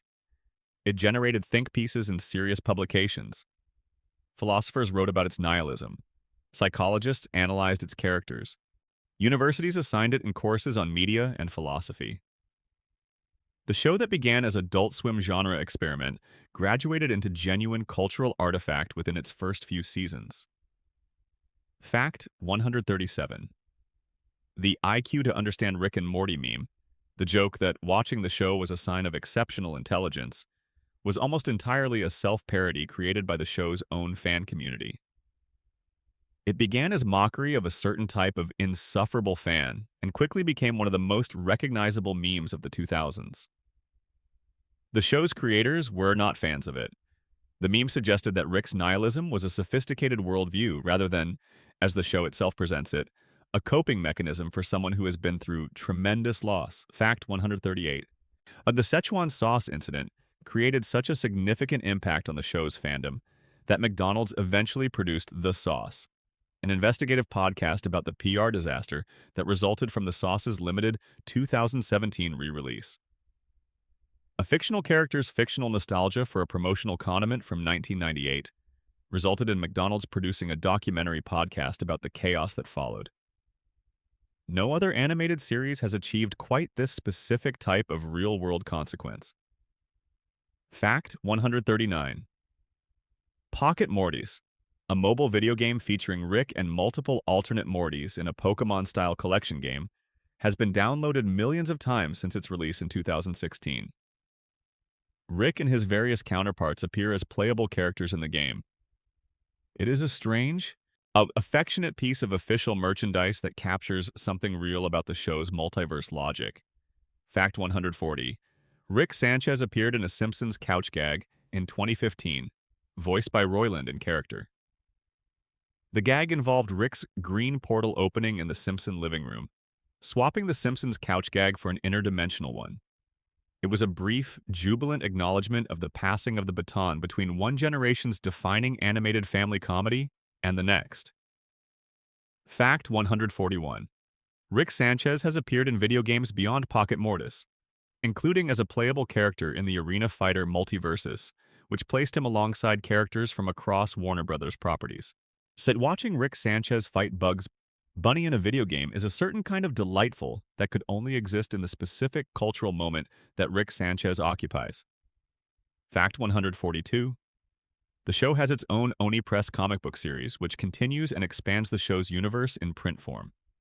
The comics have introduced alternate versions of characters, explored storylines the show itself could not accommodate, and developed corners of the multiverse that exist only on the page. They are considered loosely canonical, interesting as world building, but not binding on the show's main narrative. Fact 143. Rick and Morty, the anime, a Japanese animated spin-off announced for Adult Swim and Max, features a different creative team and a distinctly different visual and tonal approach to the characters. Rick is voiced in the Japanese version by Yohei Tadano, who also voiced the character in the Japanese dub of the main series in various promotional materials. Fact 144. Fan communities around Rick and Morty have produced an enormous quantity of analysis, fan fiction, fan art, and theoretical writing about the show's lore. The Rick and Morty wiki on fandom has become one of the most extensively documented fan wikis for any animated series, with detailed pages for every character, episode, dimension, and piece of technology. The show rewards the kind of close, obsessive attention that produces this material. Fact 145. The show has been praised specifically for how it handles the death and resurrection of characters. In a show where Rick has multiple backup bodies and the multiverse contains infinite alternate versions of everyone, death could easily become meaningless. The show works hard to make it matter anyway, by establishing emotional connections strong enough that losing a specific version of a character registers as a real loss even when we know other versions exist. Fact 146. Rick Sanchez has become a reference point in genuine philosophical discussions. The character has been used in academic writing about nihilism, absurdism, existentialism, the ethics of genius, the psychology of trauma, the philosophy of identity across parallel worlds, and the nature of meaningful relationships in a universe without inherent meaning. This is an unusual distinction for a cartoon character who burps. Fact 147. The show's exploration of the multiverse has genuine philosophical underpinning. Thus, the many worlds interpretation of quantum mechanics, the theory that every quantum event creates a branching universe, is a legitimate scientific hypothesis. The show's treatment of this concept, while obviously not scientifically rigorous, is philosophically coherent in asking if every possible version of you exists somewhere, what makes you specifically you? Rick Sanchez's answer, essentially, is that he is whoever he chooses to be and whatever he has survived. Whether that is enough is the question the show never quite resolves. Fact 148. The show has done something very few television programs manage. It has maintained genuine emotional stakes across many seasons, while also constantly subverting them. So viewers know by now that the show will occasionally pull the rug out from under its own emotional moments, following genuine sentiment with a joke that deflates it, or revealing that a seemingly consequential event has no lasting impact. And yet the real emotional hits still land because the show has earned them through consistency of character. Fact 149. Rick Sanchez is, in many fans' estimation, one of the most compelling portraits of depression and self-destruction in the history of animated television. Not because the show is heavy-handed about it is not, but because the gap between Rick's external performance, brilliant, powerful, dismissive, entertaining, And his internal reality, profoundly lonely, grieving, running from himself, is drawn so precisely that it becomes recognizable to anyone who has experienced the gap between who they appear to be and who they feel themselves to be. Fact 150. The show was given a Season 10 renewal by 2024, securing its future through a total of approximately 100 episodes and counting. From 6 hours in an unfurnished office in 2012 to a global cultural phenomenon with a confirmed century of episodes, Rick Sanchez, the horrible Doc Brown impression that caught on before anyone knew what it was, is not going anywhere for a long time. Section 11. The Little Things. A compendium of smaller facts. Fact 151. Rick's home dimension, C137, is the designation he uses to identify himself in all interactions with the Citadel, the Galactic Federation, and any other interdimensional body. It is a point of pride and a point of distinction. He is not just any Rick. He is the Rick of Earth Dimension C137.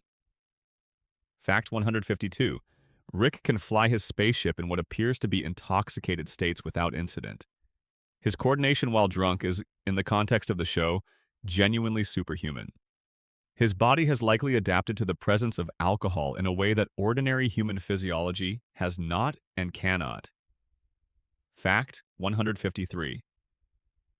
The show's opening credits sequence changes between seasons, with each version reflecting the tone of what follows. Careful frame-by-frame examination of the credits has revealed glimpses of future storylines in multiple instances. Fact 154. Rick has created multiple clones of himself across the series for various purposes, including infiltration operations and plausible deniability. So the existence of these clones raises interesting philosophical questions about which Rick is the real one, questions Rick himself treats with contempt. Fact 155. Rick has been imprisoned by the Galactic Federation on at least one occasion, specifically in the Season 2 finale when he turns himself in. This act of apparent surrender is, of course, not what it appears to be. Rick intentionally got himself imprisoned to access the Federation's supercomputer from the inside and wipe its financial systems, collapsing the Federation's economy as a byproduct of his escape. Fact 156. The Galactic Federation's collapse, triggered by Rick's financial sabotage in the Season 3 premiere, had real consequences for Earth, which had briefly been under Federation occupation. Thus, the overnight economic collapse created chaos across the Federation's territories. Rick dismantled an intergalactic empire's economy as a side effect of escaping prison. This is the scale at which he operates when motivated. Fact 157. Rick's relationship with the President of the United States is adversarial and genuinely funny. The President, voiced by Keith David in the main series, has a specific and personal antipathy toward Rick, as Rick has repeatedly broken into secure government facilities, appropriated government resources, and generally treated the executive branch as an obstacle course. Their interactions are some of the show's most purely comic because they represent genuine institutional authority, meeting someone who does not recognize institutional authority as a concept worth engaging with.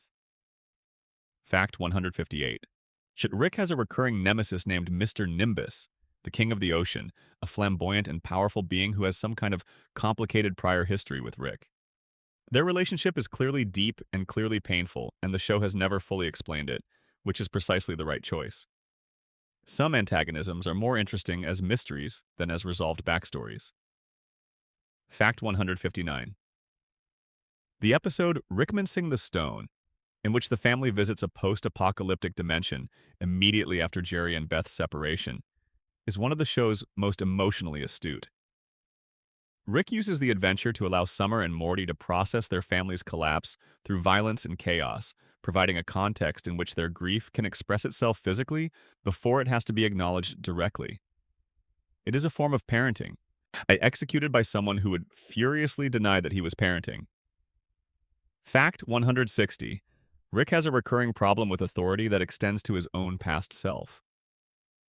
The show reveals that the Citadel building period of Rick's history involved a version of Rick who was, if anything, more ruthlessly organized and politically engaged than the Rick of the present. He helped create the Citadel and then abandoned it. He helped create the Council of Ricks and then worked to undermine it. He is constitutionally incapable of accepting any system, including systems he built himself, once they develop into something he cannot fully control. Fact 161. Rick has expressed opinions about time travel as a narrative device that closely mirror Dan Harmon's own. In the show, Rick repeatedly refuses to use time travel, describing it as tacky and as something that cheapens stakes. In the Vat of Acid episode, when Morty demands a time travel solution to a problem, Rick provides a reality-splitting save mechanism that achieves similar results in a more complex and philosophically interesting way. The episode is simultaneously about Morty learning a lesson about consequences and about Rick demonstrating that temporal mechanics are more interesting than simple reversal. Fact 162. Rick created the Vindicators, a superhero team that Morty admires enormously, and subsequently declined to accompany them on multiple missions, letting them have their heroic moment without him. When he finally does show up for one of their adventures, he has spent the night drunk and has set up an elaborate obstacle course for them to navigate as a kind of accidental/intentional revenge for being excluded from previous missions. The Vindicators are exposed as hypocritical, dysfunctional, and morally compromised. Morty's heroes are destroyed by their encounter with Rick. Fact 163. Rick's approach to death has been described by writers as that of someone who has died enough times to no longer be surprised by it, but who has not quite managed to become fully comfortable with the prospect. He is not afraid of dying in the sense of panicking. He is afraid of dying in the specific sense of losing his specific continuity. The thread of himself that runs through his experiences and his memories and his relationships. Fact 164. The flesh curtains, Rick's band with Bird Person and Squanchy, represent the version of Rick that existed before his full transformation into the cynical wanderer we know. A young Rick who sang in a rock band with his closest friends was still fighting for something, still believed in something enough to sing about it. The band was part of the revolutionary period, music tied to resistance. When that period ended, the music ended with it. Fact 165. Rick has on at least one occasion used his intelligence to help a minor situation for no reason beyond genuine kindness, in a way he would deny if pressed. The show does not linger on these moments. They pass quickly, almost accidentally, and are never acknowledged. This is part of the show's strategy for protecting Rick's complexity. The good things he does happen in the margin, visible only if you are paying close attention. Fact 166. The show's multiverse has a specific color language for portal travel. Rick's green portals represent access within the central finite curve. Evil Morty's yellow portals, when he escapes, represent access to the unrestricted multiverse beyond the curve. The colors encode freedom and limitation in a single visual gesture. Fact 167. Rick's AI of Diane serves not only as a practical assistant, but as a kind of moral proxy. A version of Diane programmed to hold Rick accountable, to point out his failures, to ask him the questions Diane herself might have asked Magd. He built a conscience and made it sound like the person he lost. This is either the most sophisticated form of self-punishment imaginable or the most profound act of preservation, depending on how you look at it. Fact 168. Rick has demonstrated the ability to grow back severed limbs in certain episodes, suggesting his body has undergone modifications that include rapid cellular regeneration in addition to its cybernetic components. The exact mechanics of this are never explained, which is appropriate. By the time Rick's body has been modified to the degree it has, it operates by rules that are not entirely human. Fact 169. Rick uses a phrase, "I always say slay queen," in a self-aware, slightly mocking way that suggests he is aware of how his own vernacular sounds from the outside. He sprinkles current slang into his speech occasionally, usually sarcastically, as a way of acknowledging pop culture while maintaining his distance from it. Fact 170. Rick's garage laboratory contains equipment, materials, and in-progress experiments whose full catalog has never been completely established. The show's production design team has constructed versions of the garage for different episodes with varying levels of detail in the background, and careful viewers have spotted continuity elements. objects that appear across episodes, experiments that seem to progress, suggesting a consistent internal logic to what Rick is working on at any given time. Section 12. The final section. 80 more facts in the spirit of completeness. Fact 171. Rick once spent time running a store called Curse Purge Plus, a business devoted to removing magical curses from items, an activity that put him in direct competition with the devil and which he approached with the same ruthless scientific contempt he directs at most things. Fact 172. Rick has been briefly the leader of the Vindicators, a reluctant addition to the superhero group who took the position largely to demonstrate why superhero groups are inadequate. Fact 173. Rick's portal gun has never been replicated by any official galactic government, despite enormous investment in trying. The technology is specific to Rick's mind in a way that resists reverse engineering. Fact 174. The show has multiple instances of meta-commentary where Rick explicitly references the fact that the show is a television program. He has told audiences directly that there are more seasons coming, referenced specific episode counts, and acknowledged that his adventures exist within a narrative framework. Fact 175. Rick has a preference for concentrated, high-proof alcohol over beer or wine. Yet his beverage of choice appears to be spirits of various extraterrestrial origins in addition to Earth liquors. Fact 176. Rick once temporarily surrendered leadership of the Council of Ricks under conditions that remain only partially explained in the show's canon. Fact 177. Rick's knowledge of alien languages is effectively universal. He can communicate with virtually any being he encounters, a skill that reflects decades of interdimensional travel and the cognitive flexibility of a mind that can absorb and retain linguistic patterns at extraordinary speed. Fact 178. Rick has been to Earth's afterlife on at least one occasion and found it underwhelming. His assessment of the afterlife is consistent with his assessment of most things. Technically interesting as a phenomenon, insufficiently impressive in execution. Fact 179. Rick uses his intelligence to cheat at games across multiple dimensions, not because the stakes matter, but because losing is offensive to him in a visceral way that he never quite outgrows. Fact 180. The show established that Rick keeps a secret room in the garage that even Morty has not accessed, containing materials and projects that Rick has not shared with anyone. What exactly is in there is one of the show's unanswered questions. Fact 181. Rick has expressed genuine aesthetic preferences. He enjoys certain kinds of music, has been shown reacting to art and architecture with what appears to be genuine appreciation, and has occasionally expressed enthusiasm for specific cultural products that suggest a person who cares about beauty even while insisting nothing matters. Fact 182. But Rick's hatred of the Galactic Federation is personal as well as political. He fought against them in the Revolution with Bird Person and Squanchy.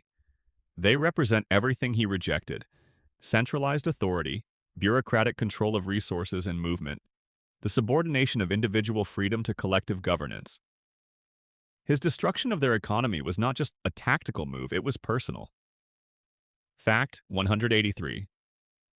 Rick has demonstrated knowledge of medical science sophisticated enough to perform procedures that no human doctor can replicate.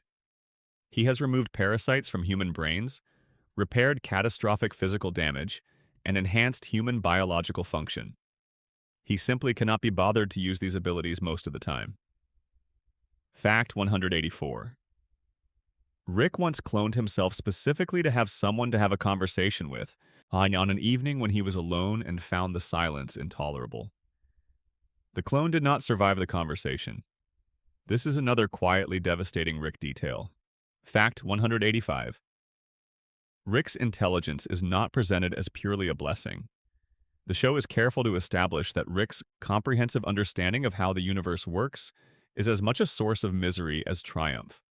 Knowing everything means being confronted constantly with the smallness of all things, including yourself. Fact 186. The character of Rick C-137 is described as the Rickest Rick, the most representative of what a Rick fundamentally is, and this designation includes both his best qualities and his worst. He is the most creative, the most capable, and the most damaged. He is the most human in his suffering and the most alien in his capabilities. Fact 187. Was Rick's cybernetic arm, glimpsed in various episodes, appears to be significantly more capable than a standard human arm.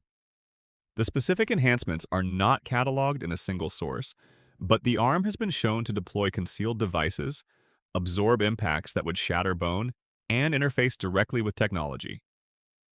Fact 188. Rick was in his 30s when he fought alongside Bird Person in the revolution against the Galactic Federation. This places his revolutionary period roughly 40 years on before the events of the main series, a significant portion of his life dedicated to that cause before it ended in the tragedy of Bird Person's wedding. Fact 189.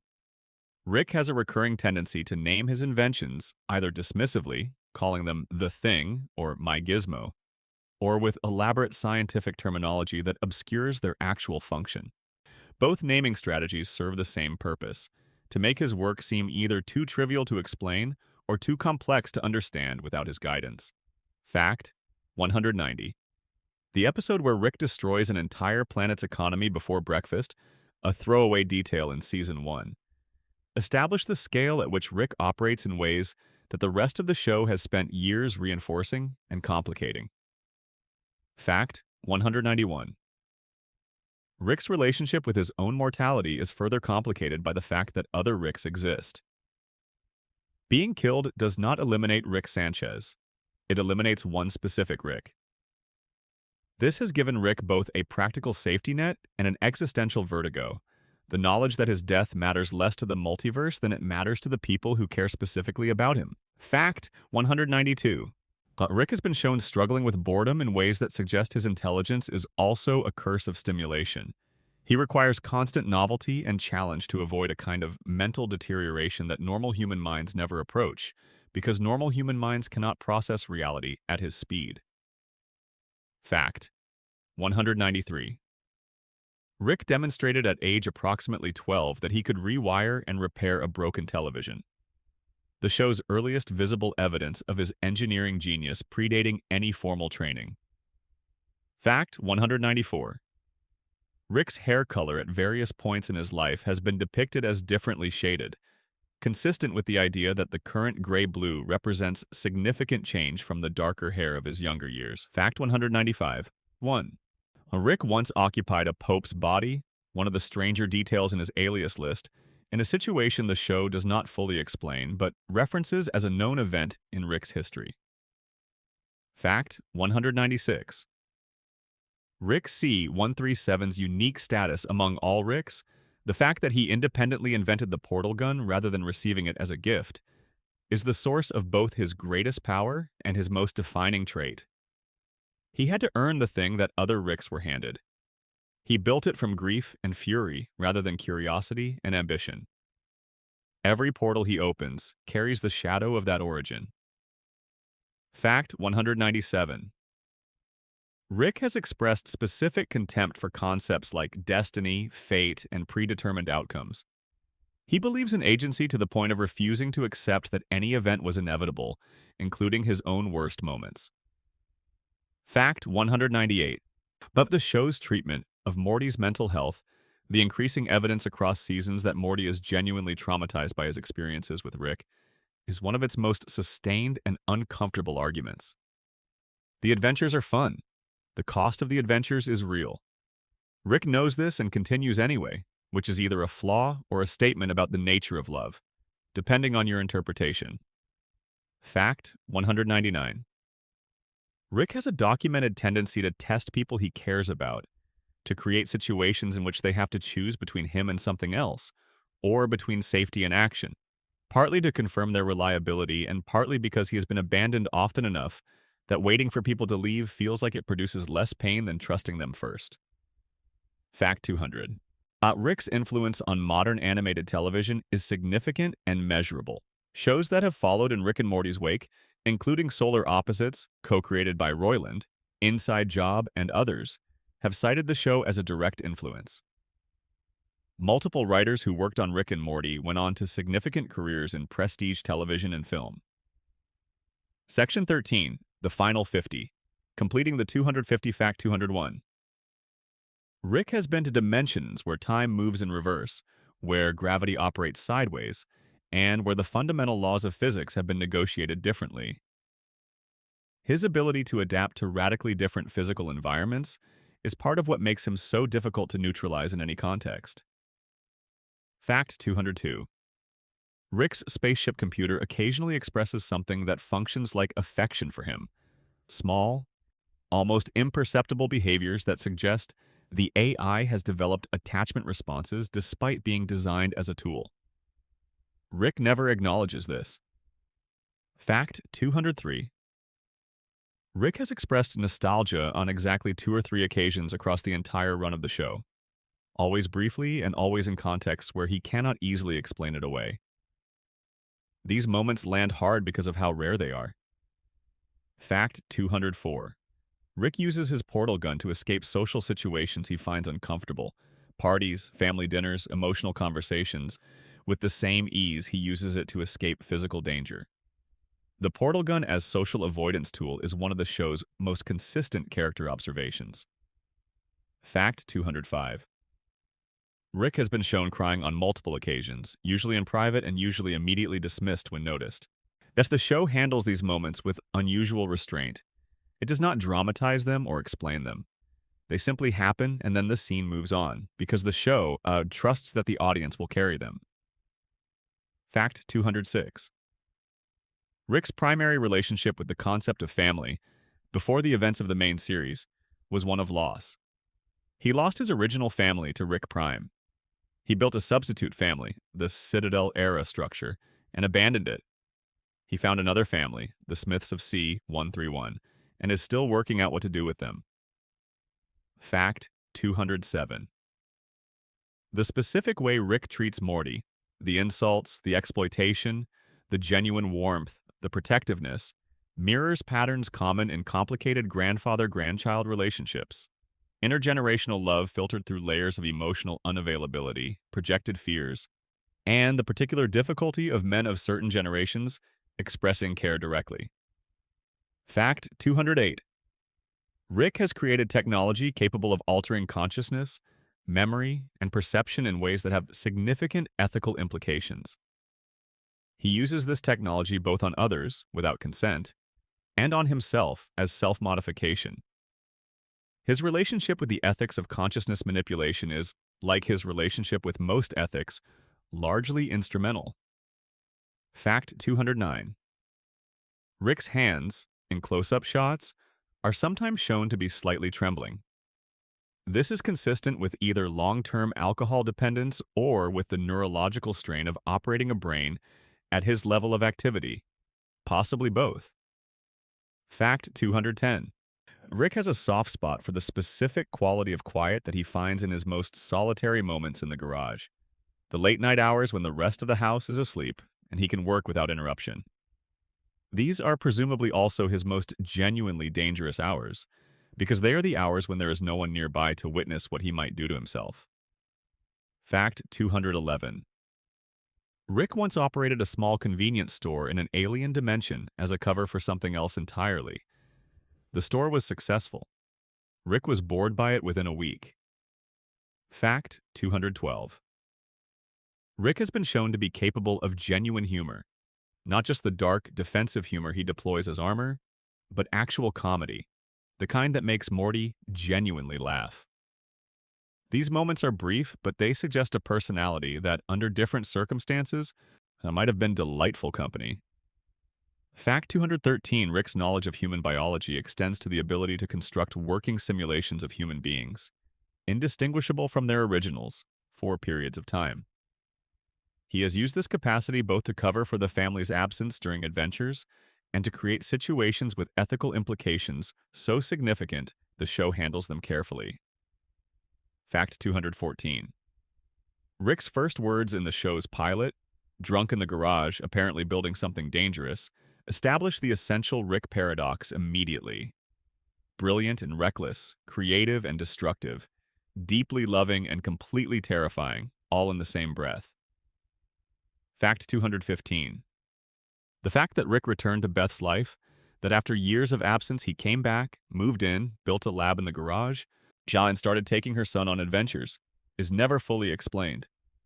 It happened. Rick chose it. He will not say why, but the choice says enough. Fact 216. Rick Sanchez has been described by Dan Harmon as someone who understands everything better than anyone else and has paid dearly for that understanding. There is something both admirable and awful about carrying the truth of the universe without being able to do anything with it except keep moving. Fact 217. Rick has made an enemy of virtually every major governing body in the universe. The Galactic Federation, the Council of Ricks, various planetary governments, alien crime organizations. His list of institutional enemies is comprehensive. He has made these enemies through a combination of deliberate defiance, incidental destruction, and the simple fact that someone with his capabilities is always a threat to any system that requires its participants to be manageable. Fact 218. Rick has been shown to experience joy, uncomplicated, genuine joy, most clearly when he is in the middle of solving a problem. Not after solving it, during. The process of figuring something out activates something in Rick that nothing else quite reaches.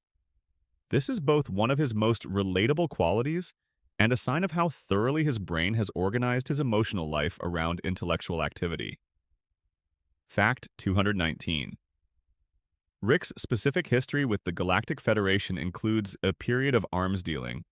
After the Revolution, before he settled with the Smiths, he was traveling the multiverse selling weapons, presumably gathering resources for his hunt for Rick Prime. This is one of the darker periods in his biography, and the show does not dwell on it. But it matters. Rick Sanchez spent years as an arms dealer, selling the means of destruction to whoever was buying. Fact 220. Rick has demonstrated the ability to survive in space without a suit for short periods, suggesting his body modifications include some form of oxygen storage or consumption reduction technology. Fact 221. Rick's characteristic burp, produced mid-sentence, seemingly involuntary, part of the rhythm of his speech, is not just a comic device. It physically represents the chemical processes in his body, the constant movement of alcohol through his system, the perpetual state of intoxication that his intellect seems to float above while his body manages it below. Fact 222.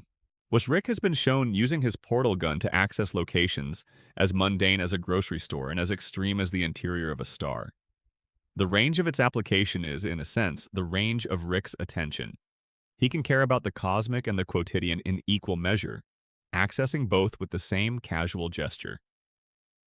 Fact 223. Rick's approach to getting what he wants typically involves three overlapping strategies: overwhelming force, intellectual manipulation, and the simple fact that he's usually the most capable person in any situation. He uses whichever combination is most efficient, and efficiency is always the primary concern. Fact 224. Rick's relationship with his own intelligence is not one of simple pride. He is aware that his intelligence is also the source of his suffering, that knowing what he knows, seeing what he sees when deployed, being able to do what he can do has separated him from ordinary human comfort in ways that cannot be reversed. He is too smart to pretend the universe is friendly. He is not smart enough to be okay with knowing it is not. Fact 225. Rick's portal gun produces a distinctive green circle of light that has become one of the most recognizable visual symbols in modern animation. The green circle means Rick is here.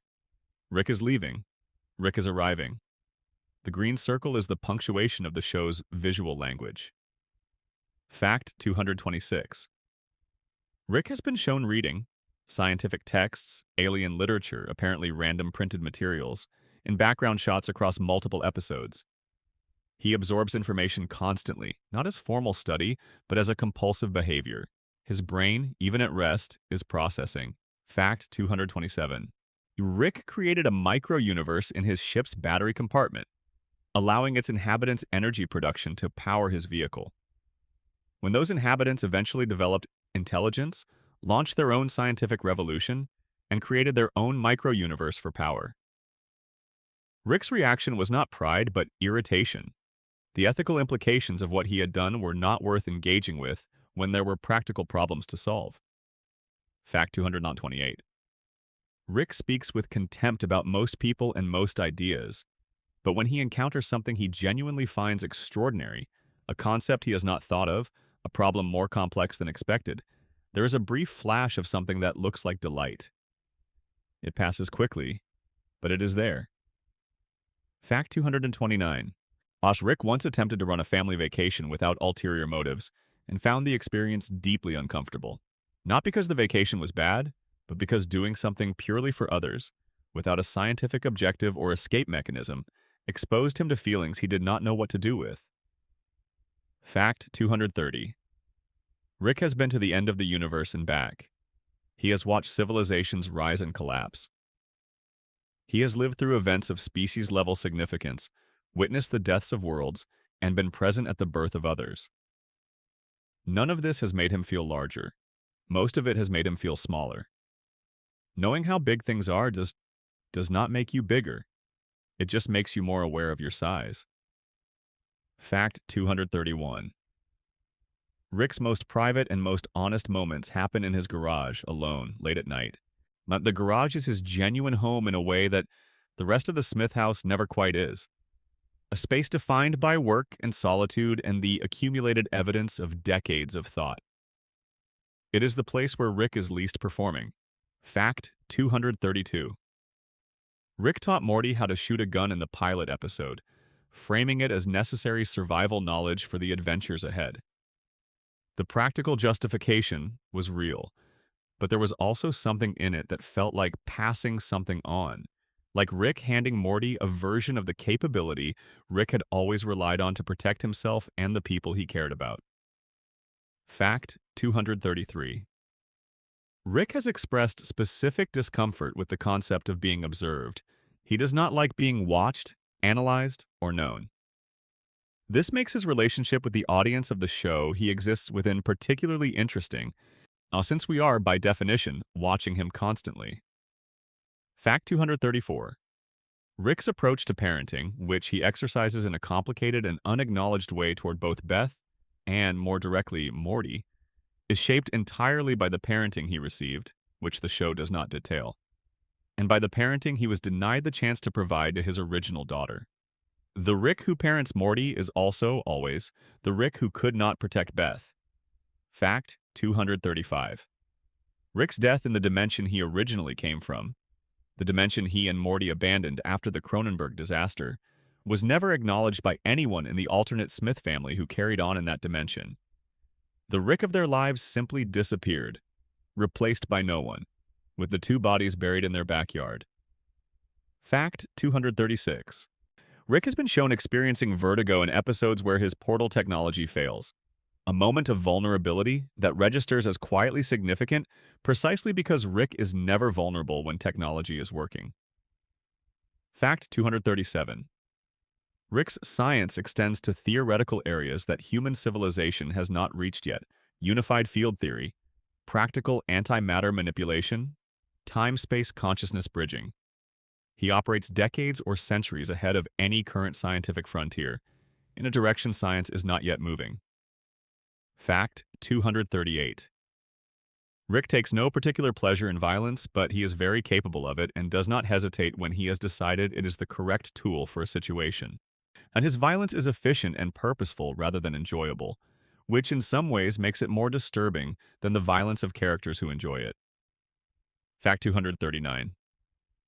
Rick uses the word whatever as both a deflection and as a compression of genuine care. When Rick says whatever to something Morty is excited about, he is often actually listening very carefully and does not want to be caught doing so. Fact 240. Rick has been shown to be capable of maintaining multiple separate ongoing projects simultaneously, including some that take years to reach completion. His patience in scientific work exists in stark contrast to his impatience with people and situations. He will wait a decade for an experiment to develop. He will leave a conversation after 30 seconds if it bores him. Fact 241. Rick's voice, a post-season 7 in Ian Cardoni's performance, carries subtle distinctions from Roiland's original while preserving the essential architecture of the character. The stamping rhythms of mid-sentence interruption, the specific pitch at which contempt meets affection. The transition succeeded largely because the character is robust enough to survive different physical realizations of the voice. Fact 242. Rick has never apologized in any meaningful way for the specific harm he has caused specific people who have loved him. He has come close. There are episodes where the machinery of an apology is clearly in motion, and then the scene pivots before the words arrive. Whether this is cowardice or realism or both is one of the show's open questions. Fact 243. But Rick's brainwave frequency, the specific neurological signature that makes Morty useful as a traveling companion, is described as unique in the multiverse. Not merely unusual, unique. No other being has a brainwave pattern that interferes with Rick's as in the specific way Morty's does. This means that in some neurological sense, Rick C-137 and Morty Smith are genuinely made for each other, the universe having produced exactly the complementary pattern in exactly the right person, in exactly the right dimension. Fact 244. Rick's last act in most versions of any given catastrophe is to make sure the people he cares about get out first.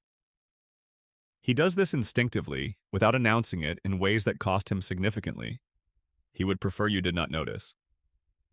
Fact 245.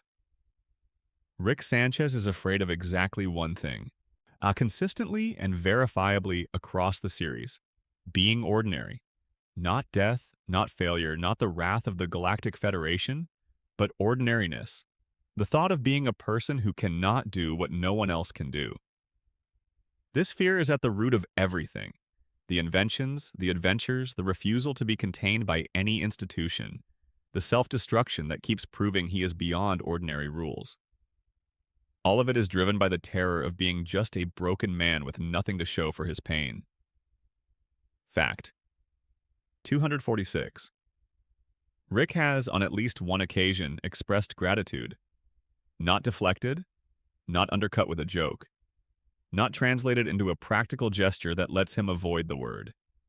He said something close to thank you to someone who deserved to hear it.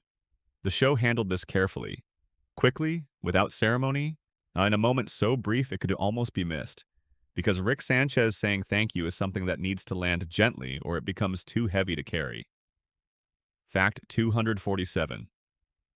Rick Sanchez continues, across 10 seasons, and growing, across voice actors, across the universe's worst attempts to stop him, across his own worst attempts to stop himself, Rick Sanchez continues. He gets up the next morning. He opens a portal. He goes somewhere new. He takes someone with him. The darkness is real. The love is real. The portal gun stays in his pocket. He keeps going. Fact 248. The thing Dan Harmon has said publicly about Rick, that the knowledge that nothing matters, while accurate, gets you nowhere, is also the show's deepest mercy toward its audience. It is not telling you that nothing matters. It is telling you that even people who understand that can still find a reason to get up in the morning, to sit with someone they care about, to go on one more adventure. The nihilism is not the point. The continuing is. Fact 249. Rick Sanchez is ultimately a story about what happens to love when it does not die even after everything it was attached to has been taken away. His wife is gone. His daughter is gone. His old friends have been scattered or transformed. The world he built in response to those losses has been dismantled. And he is still here, sitting in a garage that is not technically his, in a dimension that is not technically his home, with a grandson who is not technically his, loving all of it anyway. In spite of everything, stubbornly, clumsily, imperfectly, genuinely. Fact 250. The last thing Rick Sanchez told Morty in a genuinely unguarded moment was something so simple that it barely registered on first hearing. But if you were paying attention, if you had been paying attention for the whole thing, for all the shouting and the belching and the nihilism and the grief and the genius and the love wrapped in insults, you understood that it meant everything. And that is the way the news goes. Final reflections. The weight of Rick Sanchez. There is something worth sitting with at the end of a list like this. 250 facts about one animated character. It seems excessive until you actually try to do it, and discover that you are not scraping the bottom of the barrel at Fact 200. You are still finding things. New angles, new details. In new ways, the same information refracts depending on the light you hold it in. Rick Sanchez is a character who rewards this kind of sustained attention in a way that very few fictional people do. What makes Rick genuinely unusual in the landscape of animated characters is not the portal gun or the intelligence or even the nihilism. It is the specificity of his damage. Every broken thing about Rick Sanchez has a specific origin. His alcoholism is not a random character trait assigned for comedic purposes. It is the chemical management strategy of a person who learned several decades ago that being fully present in his own life is too painful to sustain without chemical assistance. His contempt for authority is not teenage rebellion frozen in place. It is the philosophical conclusion of someone who watched institutions fail him, fail his friends, and fail to produce a universe that makes any kind of moral sense. His love for Morty is not uncomplicated sentiment. It is the specific, urgent love of someone who once chose a family over the universe, lost that family to violence, and refuses to let that happen again even when he cannot bring himself to say so directly. When you understand where each broken piece came from, Rick stops being a joke and starts being a portrait. Not a flattering portrait. Not a portrait that lets anyone off the hook, least of all Rick himself. But a portrait of something genuinely recognizable, the way that intelligence, when it outpaces wisdom, can become a weapon pointed inward. The way that grief, when it is not allowed to be grief and has to become purpose instead, that makes a person capable of extraordinary things and extraordinary harm in equal measure.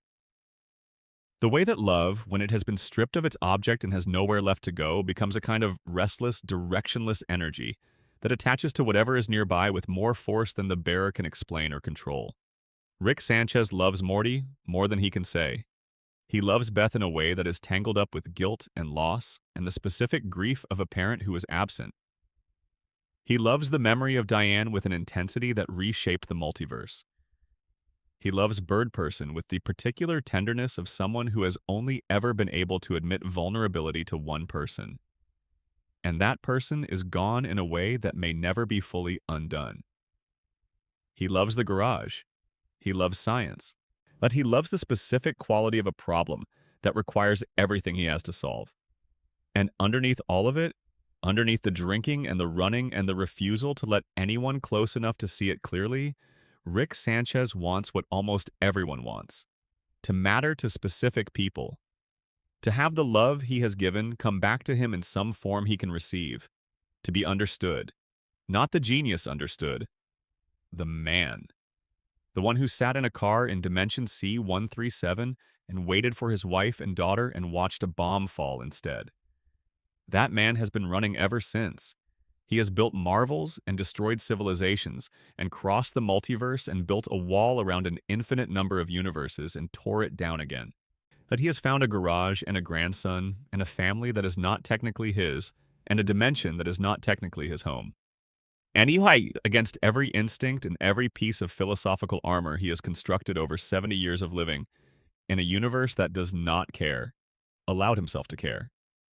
That is Rick Sanchez, the smartest person alive, the loneliest person alive, the one who keeps choosing the people in front of him over the infinite possibilities of everywhere else.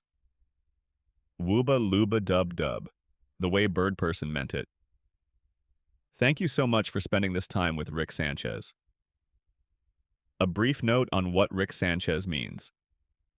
In 2026, there is a specific kind of character that only appears every decade or so, the one who arrives at the exact right cultural moment, and who speaks to something in the audience that the audience did not know it needed articulated. Rick Sanchez was that character for the 2000s and 10s, arriving in 2013, just as the internet had reached the stage of mass cynicism. Just as a generation that had grown up being told science would solve everything was starting to notice the anxieties that science could not address. Just as nihilism had graduated from a philosophical position to a default emotional posture for a significant portion of the wired population. Rick Sanchez said, "Yes, the universe is vast and cold, and your problems are cosmically insignificant." And then he sat down on the couch with Morty and watched television. And somehow that was not depressing. Somehow it was comforting. There is a generosity in that. Yeah. In saying that, the meaninglessness of things is not a reason for despair, but a permission to simply be where you are. Rick never solves the existential problem. He never resolves the grief or the depression or the loneliness. But he keeps going, and there is something deeply reassuring about that. About a character who knows everything worth knowing and is still just a person trying to get through the day without destroying too many things. He became a mascot for a certain flavor of online intelligence, the high IQ meme caricature. And that was an unfortunate simplification of something much richer. The show is not about being smart. It is about being in pain and finding ways to continue. Rick's intelligence is the mechanism, not the message. The message is that even the smartest person in all of the infinite universes is still just a person, sitting in a garage, missing someone, trying to be useful to a 14-year-old who did not ask for any of this.